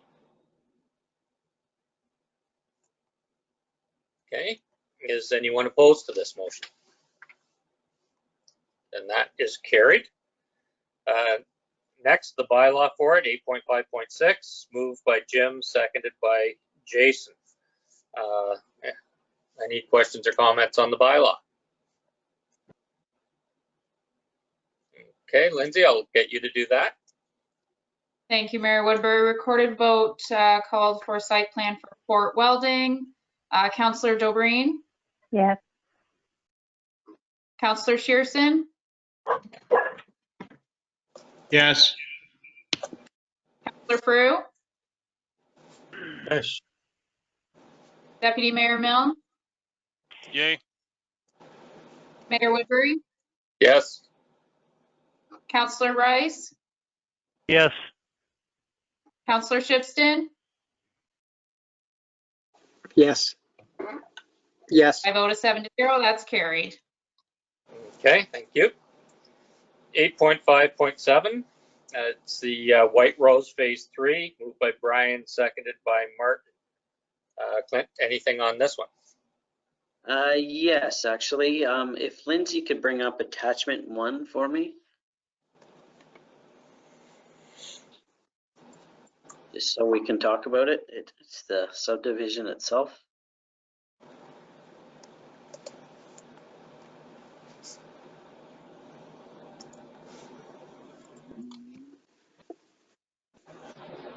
There we go. Okay. Okay, so this is White Rose Phase 3, and they're at a point now where they've satisfied the various commenting agencies with respect to the proposed development. It's between 86 and 88 units. There's a variance there because there's a future seniors block that, depending on how they develop it, could be between 86 and 88 units.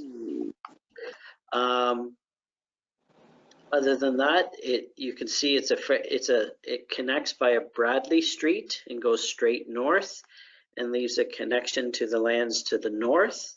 And then there's a connection into Todd Crescent as well. So it has the 2 connections, which we require for most subdivisions now. Of note that the street that goes north-south and the street that connects into Todd Crescent are both 20-meter road allowances. However, the side streets, Street C, I believe it is, and D, they're actually reduced to 18.5 meters widths, which is not a huge amount, but it is below the current standard. We're doing this as a test case here. However, in doing that, we want to make sure we don't create any additional problems for ourselves, and in particular with snow storage. And so one of our conditions in the draft plan approval, which was attachment 3, I had suggested conditions, is that in the zoning, there be a condition that the zoning address the driveway width in relation to the frontage. So as an example, not having more than 50% of your frontage as driveway, so that you're not then creating a situation where you have more driveway than you do front lawn, that sort of thing. So between myself and Triton and the planners for the applicants, we'll come up with some wording and bring forward a bylaw at a future date. If council is agreeable to this plan, it will be sent on to the county for approval along with the suggested conditions, draft plan conditions, and then we would bring forward a bylaw shortly thereafter. So as you can see on the right, the block 65 there is mainly a wetland area. However, it could potentially be some walking trails and whatnot in the future. However, it's not permitted at this time for any sort of development. So it's being left vacant for now. So I'll leave it at that. And if there's any questions. Oh, there are. The only thing that I've got Michael and then Brian, but the thing I'd like to know is that going to be a significant difference for the snow plows getting down the roads there? Well, it shouldn't be, and I say it shouldn't be because the actual width of the road isn't going to change. Oh, okay. So okay. the traveled portion of the road will stay the same. It's just the bits on the side where you have a sidewalk on either side and that sort of thing. Well, we're not going to have a sidewalk on either side. It'll only be on one side of the street, as an example. Or there may not be any sidewalk at all if it's a cul-de-sac, sorts of things. So the actual traveled portion will remain the same. Okay, good. Michael, and then Brian. And Barbara. And Barbara. What we currently have now, do we have 50-50 on the driveway and the property? No, we actually don't have a requirement to limit them. We actually say they have to be a minimum of, I'll say, 5 meters and a maximum of, I'll say, 9 meters. Whereas if you've got only a 6 meter wide townhouse lot, we don't want you making the whole front yard a driveway. Is sort of how we want to look at that. So just a follow up, yep. Just this week with the snow, I did a drive around, and these houses that are close together, there's no place for snow. Yeah, and that's why we're looking at this hard, because there isn't a requirement now.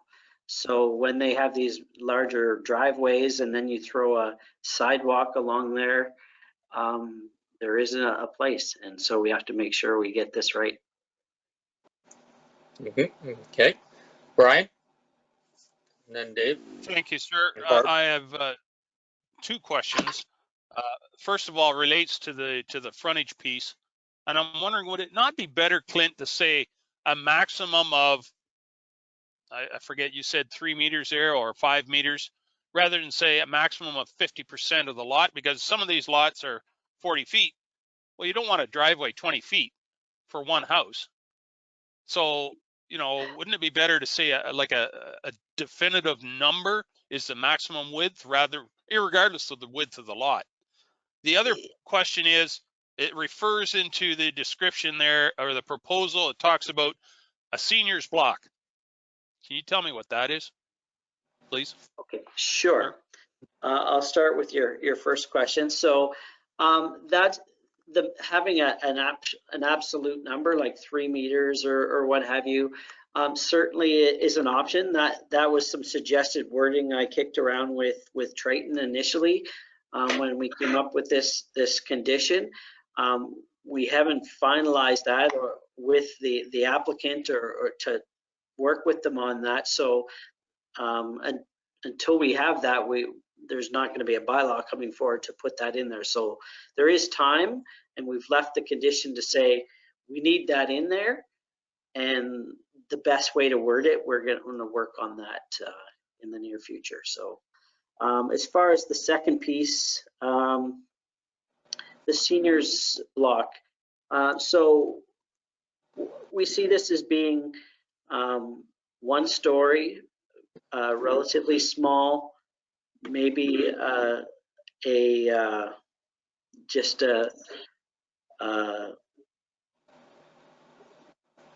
like a drive-up space, not a full length driveway or anything like that. And I believe they also had like connected.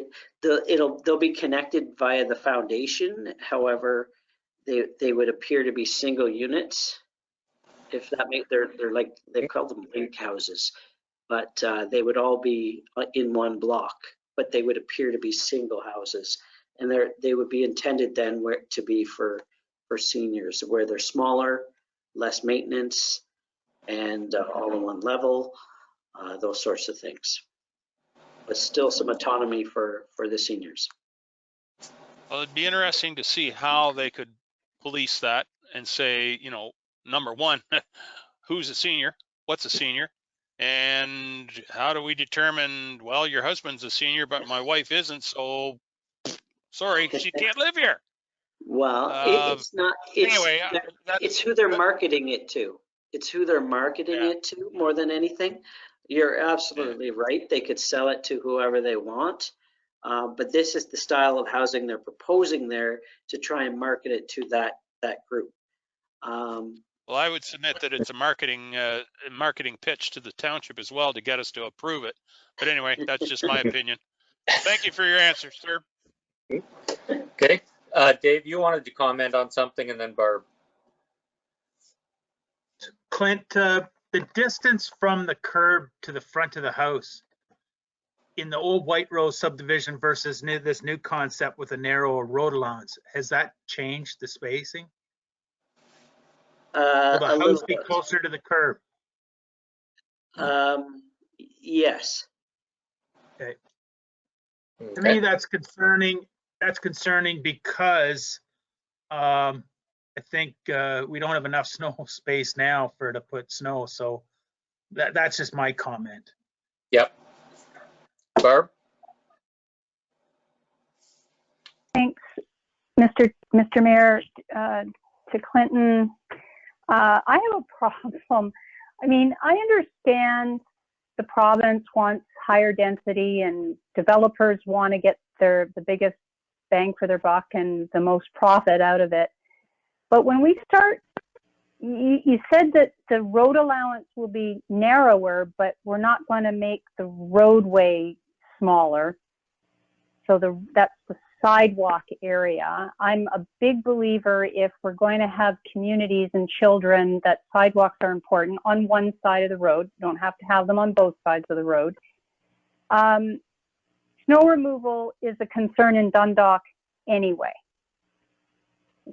I mean, if we think of him fondly, and we do, our former deputy mayor, Norm Jack, would talk about snow removal every time there was a proposal of a house or a development. And you know that we're having the issue already. Making the houses narrower, smaller, the lots narrower, smaller, now shorter. How many cars do you think are going to fit on someone's property in a driveway? The minimum allowed or the minimum requirement for a driveway before they start parking on the road. and causing a hazard for snowplows and fire trucks and children playing and all of that. I understand that everybody, they want to make their money, and the province wants higher density, and we're trying to cram in more houses and more attainable housing. And I give White Rose credit for following through on the Seniors Advisory Committee's request for these types of seniors blocks, the wider hallways, the 2 bedrooms, a place to go where they can sell their big house but still stay in their community. So I understand that concept, but they're going to have a car, and they're not going to want to walk from a regular parking lot. Now you're talking about possibly not having an actual driveway, but it's a pull-up area. There's concepts that we don't know are going on. Why would we approve a development that we can foresee so many issues right from the get-go?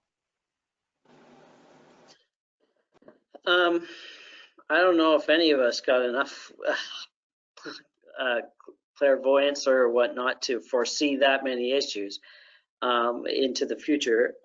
Granted, and that's why it's even mentioned in my report, snow storage was definitely an issue, absolutely.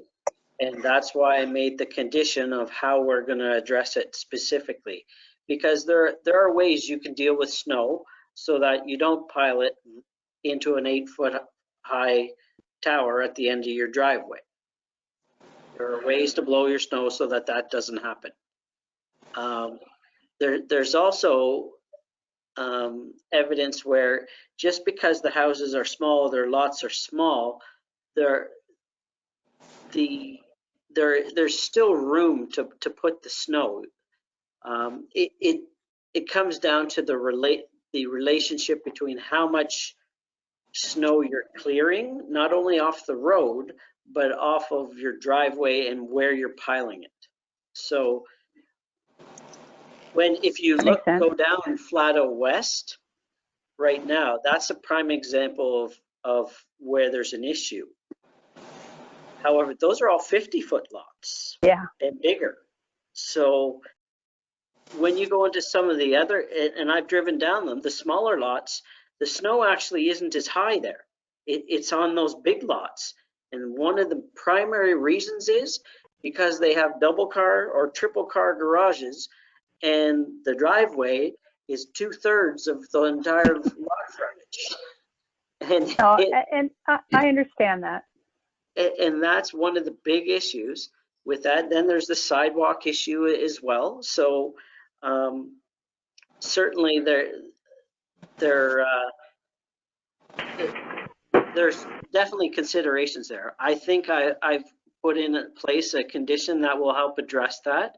As far as parking, you're going to have a garage for parking as well as a space out front. So that's 2 spots.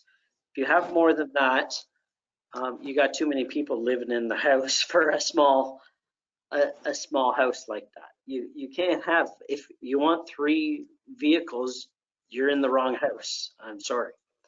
Well, I'm gonna stop you there, because as your children grow and get older and go off to school and come back with their car, and you have a single car driveway, kids aren't moving out of their parents' homes as quickly as they used to. I see the point.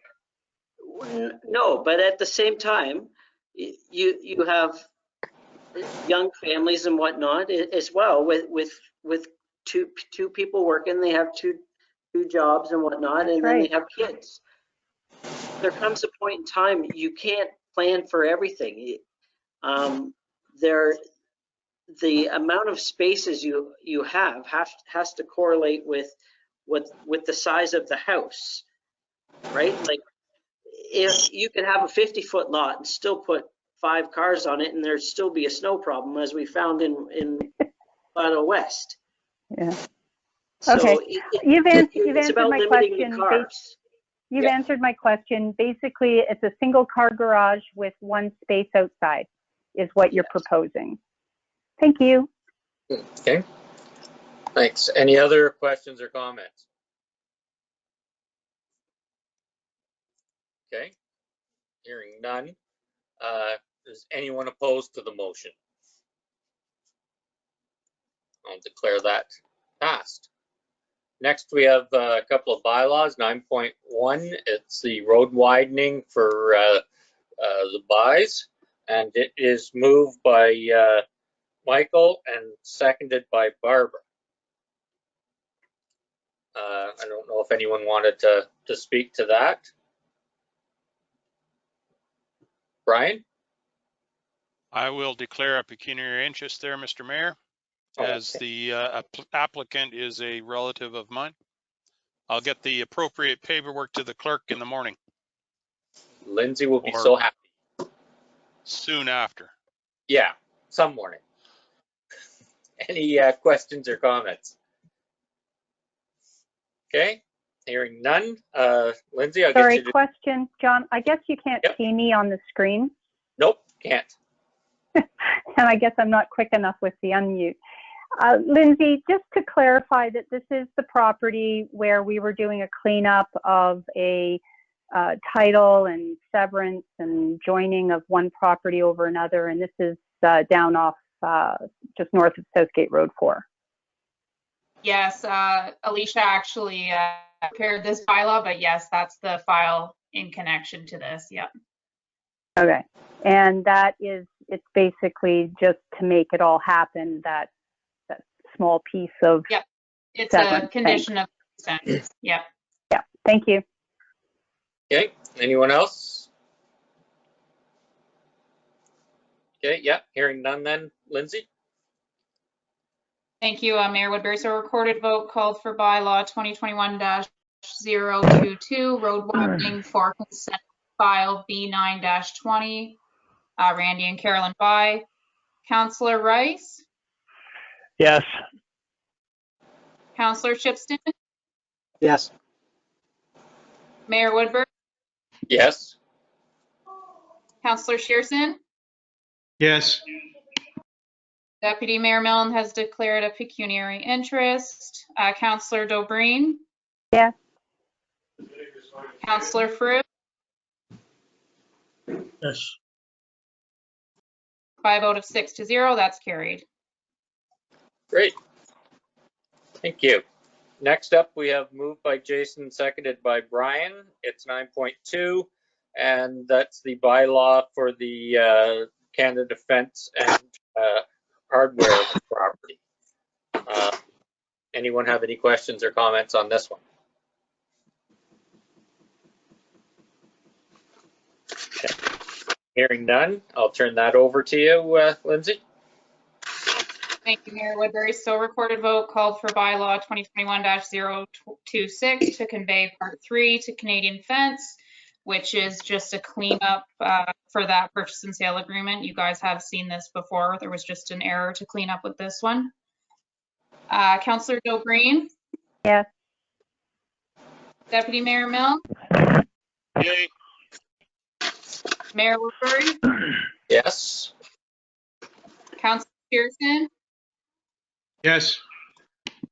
Councillor Frew? Yes. Councillor Shipston? Yes. Councillor Rice? Yes. By a vote of 7-0, that's carried. Okay, thank you.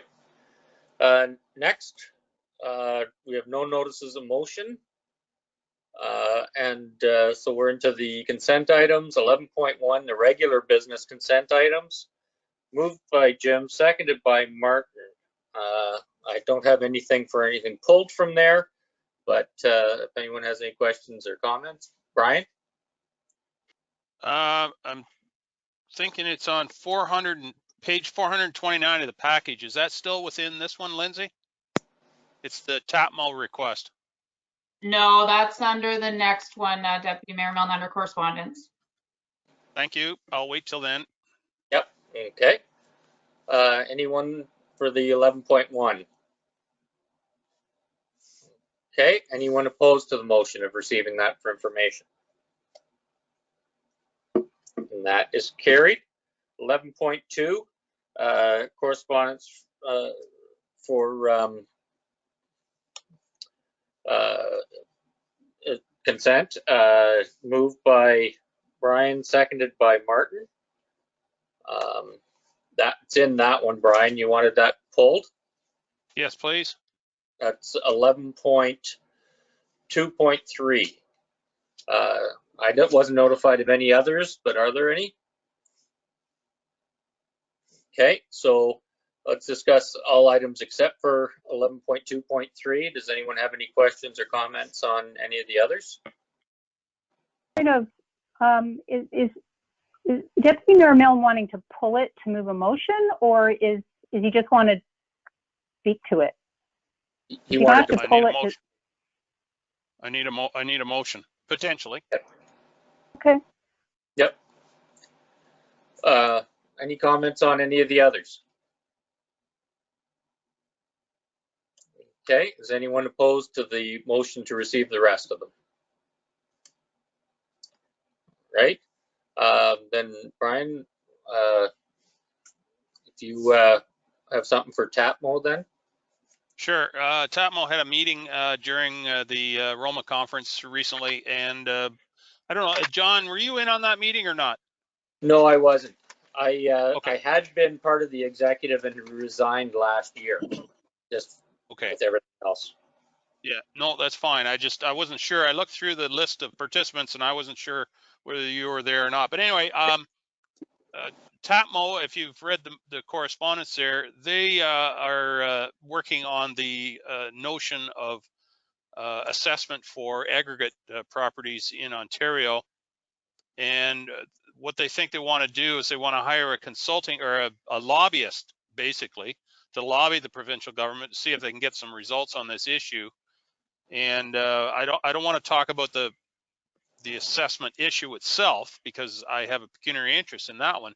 But the issue I want to talk about it is TAPMO is looking for financial support from the membership of TAPMO to hire the lobbyist.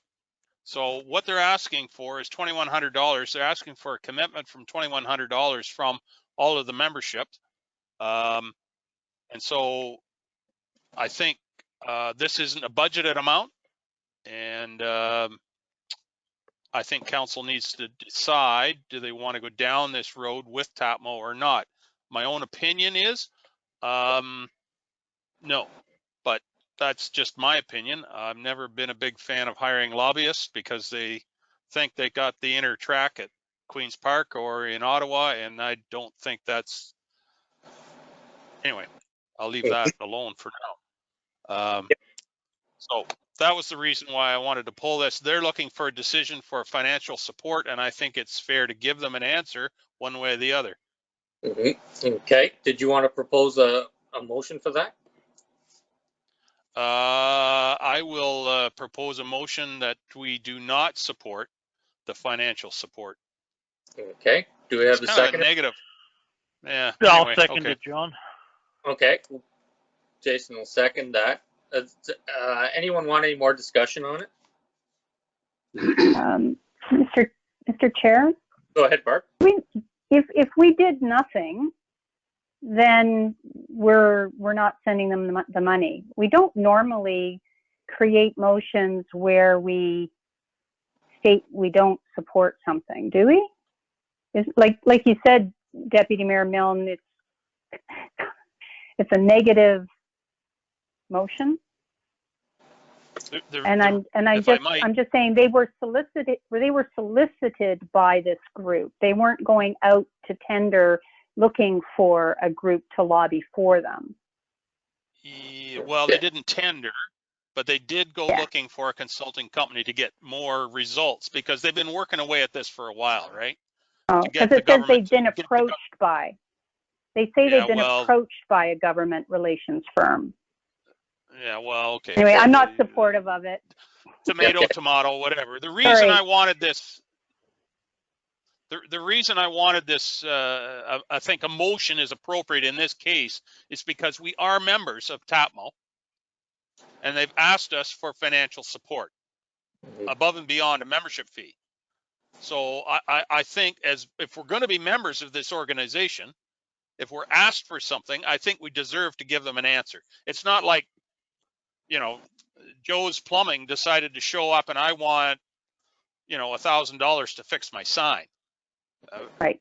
Right? So if I may, Lindsay is going to craft the motion, but it's more of a, we deny the request for financial support as opposed to we don't support the request for support. And I guess when we, so that way when we are voting, it's a yay is that we are denying the request. I just want to make sure how the vote goes. Yeah, and Dave has a comment. Go ahead, Dave. Yeah, we shouldn't create a negative motion.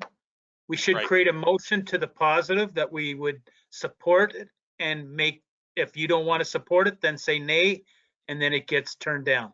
And then that motion would go to them as a lost motion of support of $2,100. Thank you. Okay. Yep. Okay. So Lindsay, you good with that? So, okay then. So what Dave is suggesting and then what Barb is suggesting is that I make a motion that we send the $2,100. Yeah. And then if I can't get a seconder, the motion dies. And if I get a seconder and the motion loses, then we've lost, right? Is that what you're looking for? I think that's what Dave's suggesting, yeah. Yeah, it's best to get a mover and seconder for the motion and then defeat it if you don't want. Right. Okay. So is that fine with you, Brian, that you move that we sure. Send it? Okay, Jason, would you second that still? Yeah, that's fine. Yep. Okay, so that's a motion now, is that we second support that. The request. Yes, for the request that we support the request. And if we don't want to do it, we vote no. Okay. I think I'll do this the opposite way that I normally do. Is anyone say yes to the motion? Okay, so there was nobody that said yes, so then everybody is opposed and the motion is lost. Okay, Lindsay? Thank you for your indulgence. No, that's an important one. Thank you. Okay. Are we required to make it, because we opposed it, is it required to be a recorded vote, or is it sufficient to say it just didn't carry, Lindsay? Yeah, in the minutes it will reflect that it was a lost motion. Thank you. Yeah, it's not even required then that we do the recorded votes that we do for the bylaws. It's that we decided at the beginning of this emergency, with it being online, that would be more transparent and decisive to do that instead of doing a recorded vote for every motion. So that's the way that I understand. Is. Okay. Next, 11.3 is the move by Barbara, seconded by Michael, and that's the consent agenda for resolutions from other municipalities. Did anyone want anything pulled from that?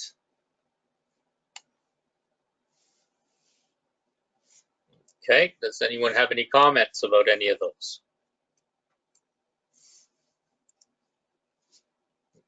Hearing none. Anyone opposed to receiving those resolutions, this information? All right, that's carried. Just a quick question there, John, and it won't change. I'm not asking for anything in particular, but this whole notion of the Ontario Fire College, do you have any insight into that? Or can you help me a little bit with that one? The Fire College they've been talking about closing that for 20 years or more at least. A lot of departments, the bigger ones, have done their own in-house. The fire marshal's office has less and less people over the years. So they want to try and just do more remote sessions and things like that. And I know with Derek, Grey County's been working on doing their own training together. To me, it's the fire marshal's office being more of an advisory group. Years ago, they had their own instructors. And for a long time now, and I'm probably talking 25 years, they use people from fire departments that they second there instead of having their own hired. So it's been a changing thing over the time. Right. Okay. Thank you. Okay. Okay. So that was carried. There's no closed session consent items. County report. We had a meeting that actually was finished fast. We were done, I think, by noon, which was incredible for the county ones. The budget was passed. Different minutes. A lot of discussion takes place at the county now from Dr. Era, bringing us up to speed on things. Vaccination distribution plan. His department and Dr. Era and the board, they've done such a fantastic job of getting things ready and using help from the community, whether it's dealing with Chapman's and using their freezers, or whether it's how this is all going around. There's the mass vaccination spots, one in Hanover, I think in Carden and Owen Sound, and the one in Hanover is going to be able to handle 4,500 people a day. And when you think of that, that's amazing that they think they can get through that many people, physical distanced and everything else for vaccines. So it's they've been doing a great job with all of that. We had reports from the paramedics services with the response time targets, and Kevin McNabb is the manager of that department, and we have an ambulance service that's second to none. Kevin, the stuff that our ambulance service does is amazing when you consider the distances and spaces that they have to run. Because of, I guess we started some of it with our dropping speed limits in some of the areas. The county's proposed a speed limit policy so that as it comes up from different municipalities, that it can they have a way of handling it, and some criteria for looking at whether it'll pass or not, so that it doesn't always have to go to council. There's from Brian, one of his motions was the land acknowledgement policy that the county has now adopted, that will be on different special, more special meetings or occasions, that there'll be a First Nations acknowledgement. So I think that's been a long time coming, and I think we should look at that for us as well. And I don't know if the county one covers kind of specific to our area, or if we'd have to tweak it as far as which groups, but it's worth looking at. I think that was about it. Brian, did you want to add anything to that? Well, you're muted, and I think you said no, so. You're right. I'm muted, but I said no. I think you covered it well. Good job. Okay. Anyone have any questions on the county? Yep, go ahead, Barbara. I can see you now. Yeah. Oh, you can. You changed your view. Yeah. Hello. With regard to the vaccination hubs and the concept, I mean, Dr. Era and his team are doing just a remarkable job. Now, if we could just get the vaccines, we'll be all set. What about, we always have to think about our residents. The residents who are here in the southernmost corridor, southeasternmost corridor of the county, and either getting to Hanover or to Owen Sound. Will the Gray transportation be putting on any extra, once we get to that point, will they be putting on any extra runs for people to get to these vaccination sites for those who don't own cars? It's just, maybe you don't have an answer, but maybe when you're having the discussion going forward, how do we get our residents to these facilities? Yeah, I haven't heard any discussion at all. Brian maybe has, being on the board, about that transportation. Brian? I think when Dr. Era put the hockey hub, or whatever you want to call it, together, he was asked to highlight a number of locations where it could work, and the three that were picked are Kincardine, Owen Sound, and Hanover, as John mentioned. But they've been set up to show what is possible. There is no reason, if the demand is required, to set it up in Dundalk or Flusherton or Markdale, so that, you know, the scale, the idea was to show what can be done and how it's scalable. So I suspect you'll see one maybe in Shelburne, or maybe even Dundalk, I don't know, or Mount Forest. But I think don't let the three sites suggest that you're going to have to travel that distance. As far as even getting to Flusherton from Dundalk, yeah, nothing's been spoke about in terms of transportation.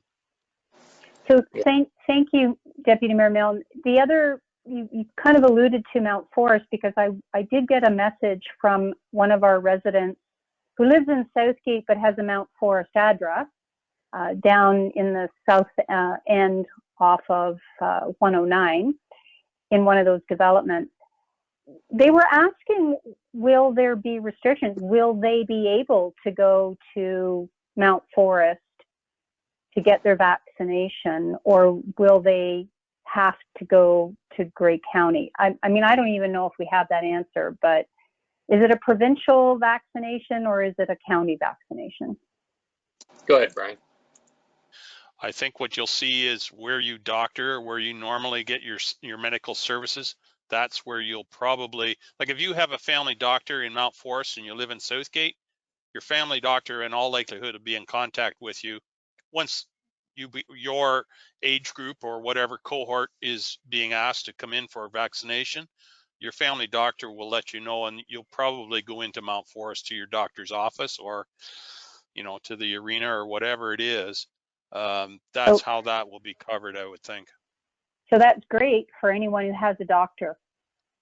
And we know, and you know very well, that we have a lot of people who don't have doctors, or have doctors in their home community from whence they came. Yep. So I guess we'll work it out. It'll all come out in the wash. Yeah, it will. Yes, it will. Yeah, this is far beyond kind of our stuff, but I know with some of the things I've sat in on updates on the vaccines, part of the plan down the road is after some of the mass vaccinations have happened, there will be even drugstores that will be able to vaccinate. So that gets her pretty close to most people. Dave, you had something to add? Yeah, so at a staff level, I'd say hold your seatbelt on. There's going to be, I believe, local discussions about having, you know, in Dundalk and Holstein, like that we're advancing that as offering our premises. With that said, we're also talking about staff being involved, or getting people involved in parking lot and focusing people, registering people. They're going to be able to put people up in the Grey Bruce Health, you know, have people that'll put the needle in your arm, but they won't have the other people to support it. So at a staff level in every municipality, we're looking at that kind of recruitment. If you're recruited to support that, you'll be trained and you will get a vaccination before the program even starts. So they're already talking about that, because we've voiced the concern of people are not going to drive 45 minutes to an hour to Hanover or Owen Sound to get a vaccination shot in some cases. Some people will, but some people won't have the capability. So like Brian said, the big plan is to make Toronto happy that they've got mass immunization centers. There's also going to be these other solutions, but in time. Well, that's great. It's so awesome that the discussion is being had, Dave. That's a great update. And certainly there's a lot of people who are willing to volunteer, I'm sure, to do some of those paperwork to be trained. And let if me you don't be have the clear, staff. that's a discussion we're having at the CEO meetings. And Kim represents Grey County on that immunization kind of committee. So it's being looked after. It's just we need the vaccinations. Or the vaccine, I should say. Yeah. And just to go with that, Southeast Grey Community Health Center, all employees have volunteered to assist. So, and that's been passed on to Dr. Era. So that's pretty remarkable too. Any other questions? Okay. Members' privilege, I didn't receive anything, but I don't know if anyone has anything. Yes, I did send it to Lindsay. She just said to raise my hand. Yep, you did. So I did. Just a couple of things. First and foremost, a big shout out to our Public Works Department. I've gotten messages, I've seen it on Facebook, but I've gotten private messages from people, thanking our Public Works Department for fixing the water main so quickly. They continue to sing the praises of having their sidewalks cleared. They loved our new machines. So I wanted to pass that on because oftentimes you only hear when people are unhappy. So kudos to staff. The other thing that I wanted to just remind everyone is that the Stars of Southgate concert is this Friday night at 7 p.m. on Zoom. It's a theme of Black History Month, and I hope that you can tune in. Yep. Okay, thank you. Anyone else? Okay.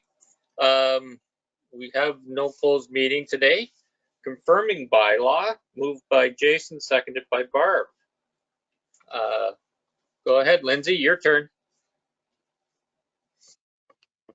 Thank you, Mayor Woodbury. So recorded vote called for the confirming bylaw. Councillor Shipston? Yes. Councillor Rice?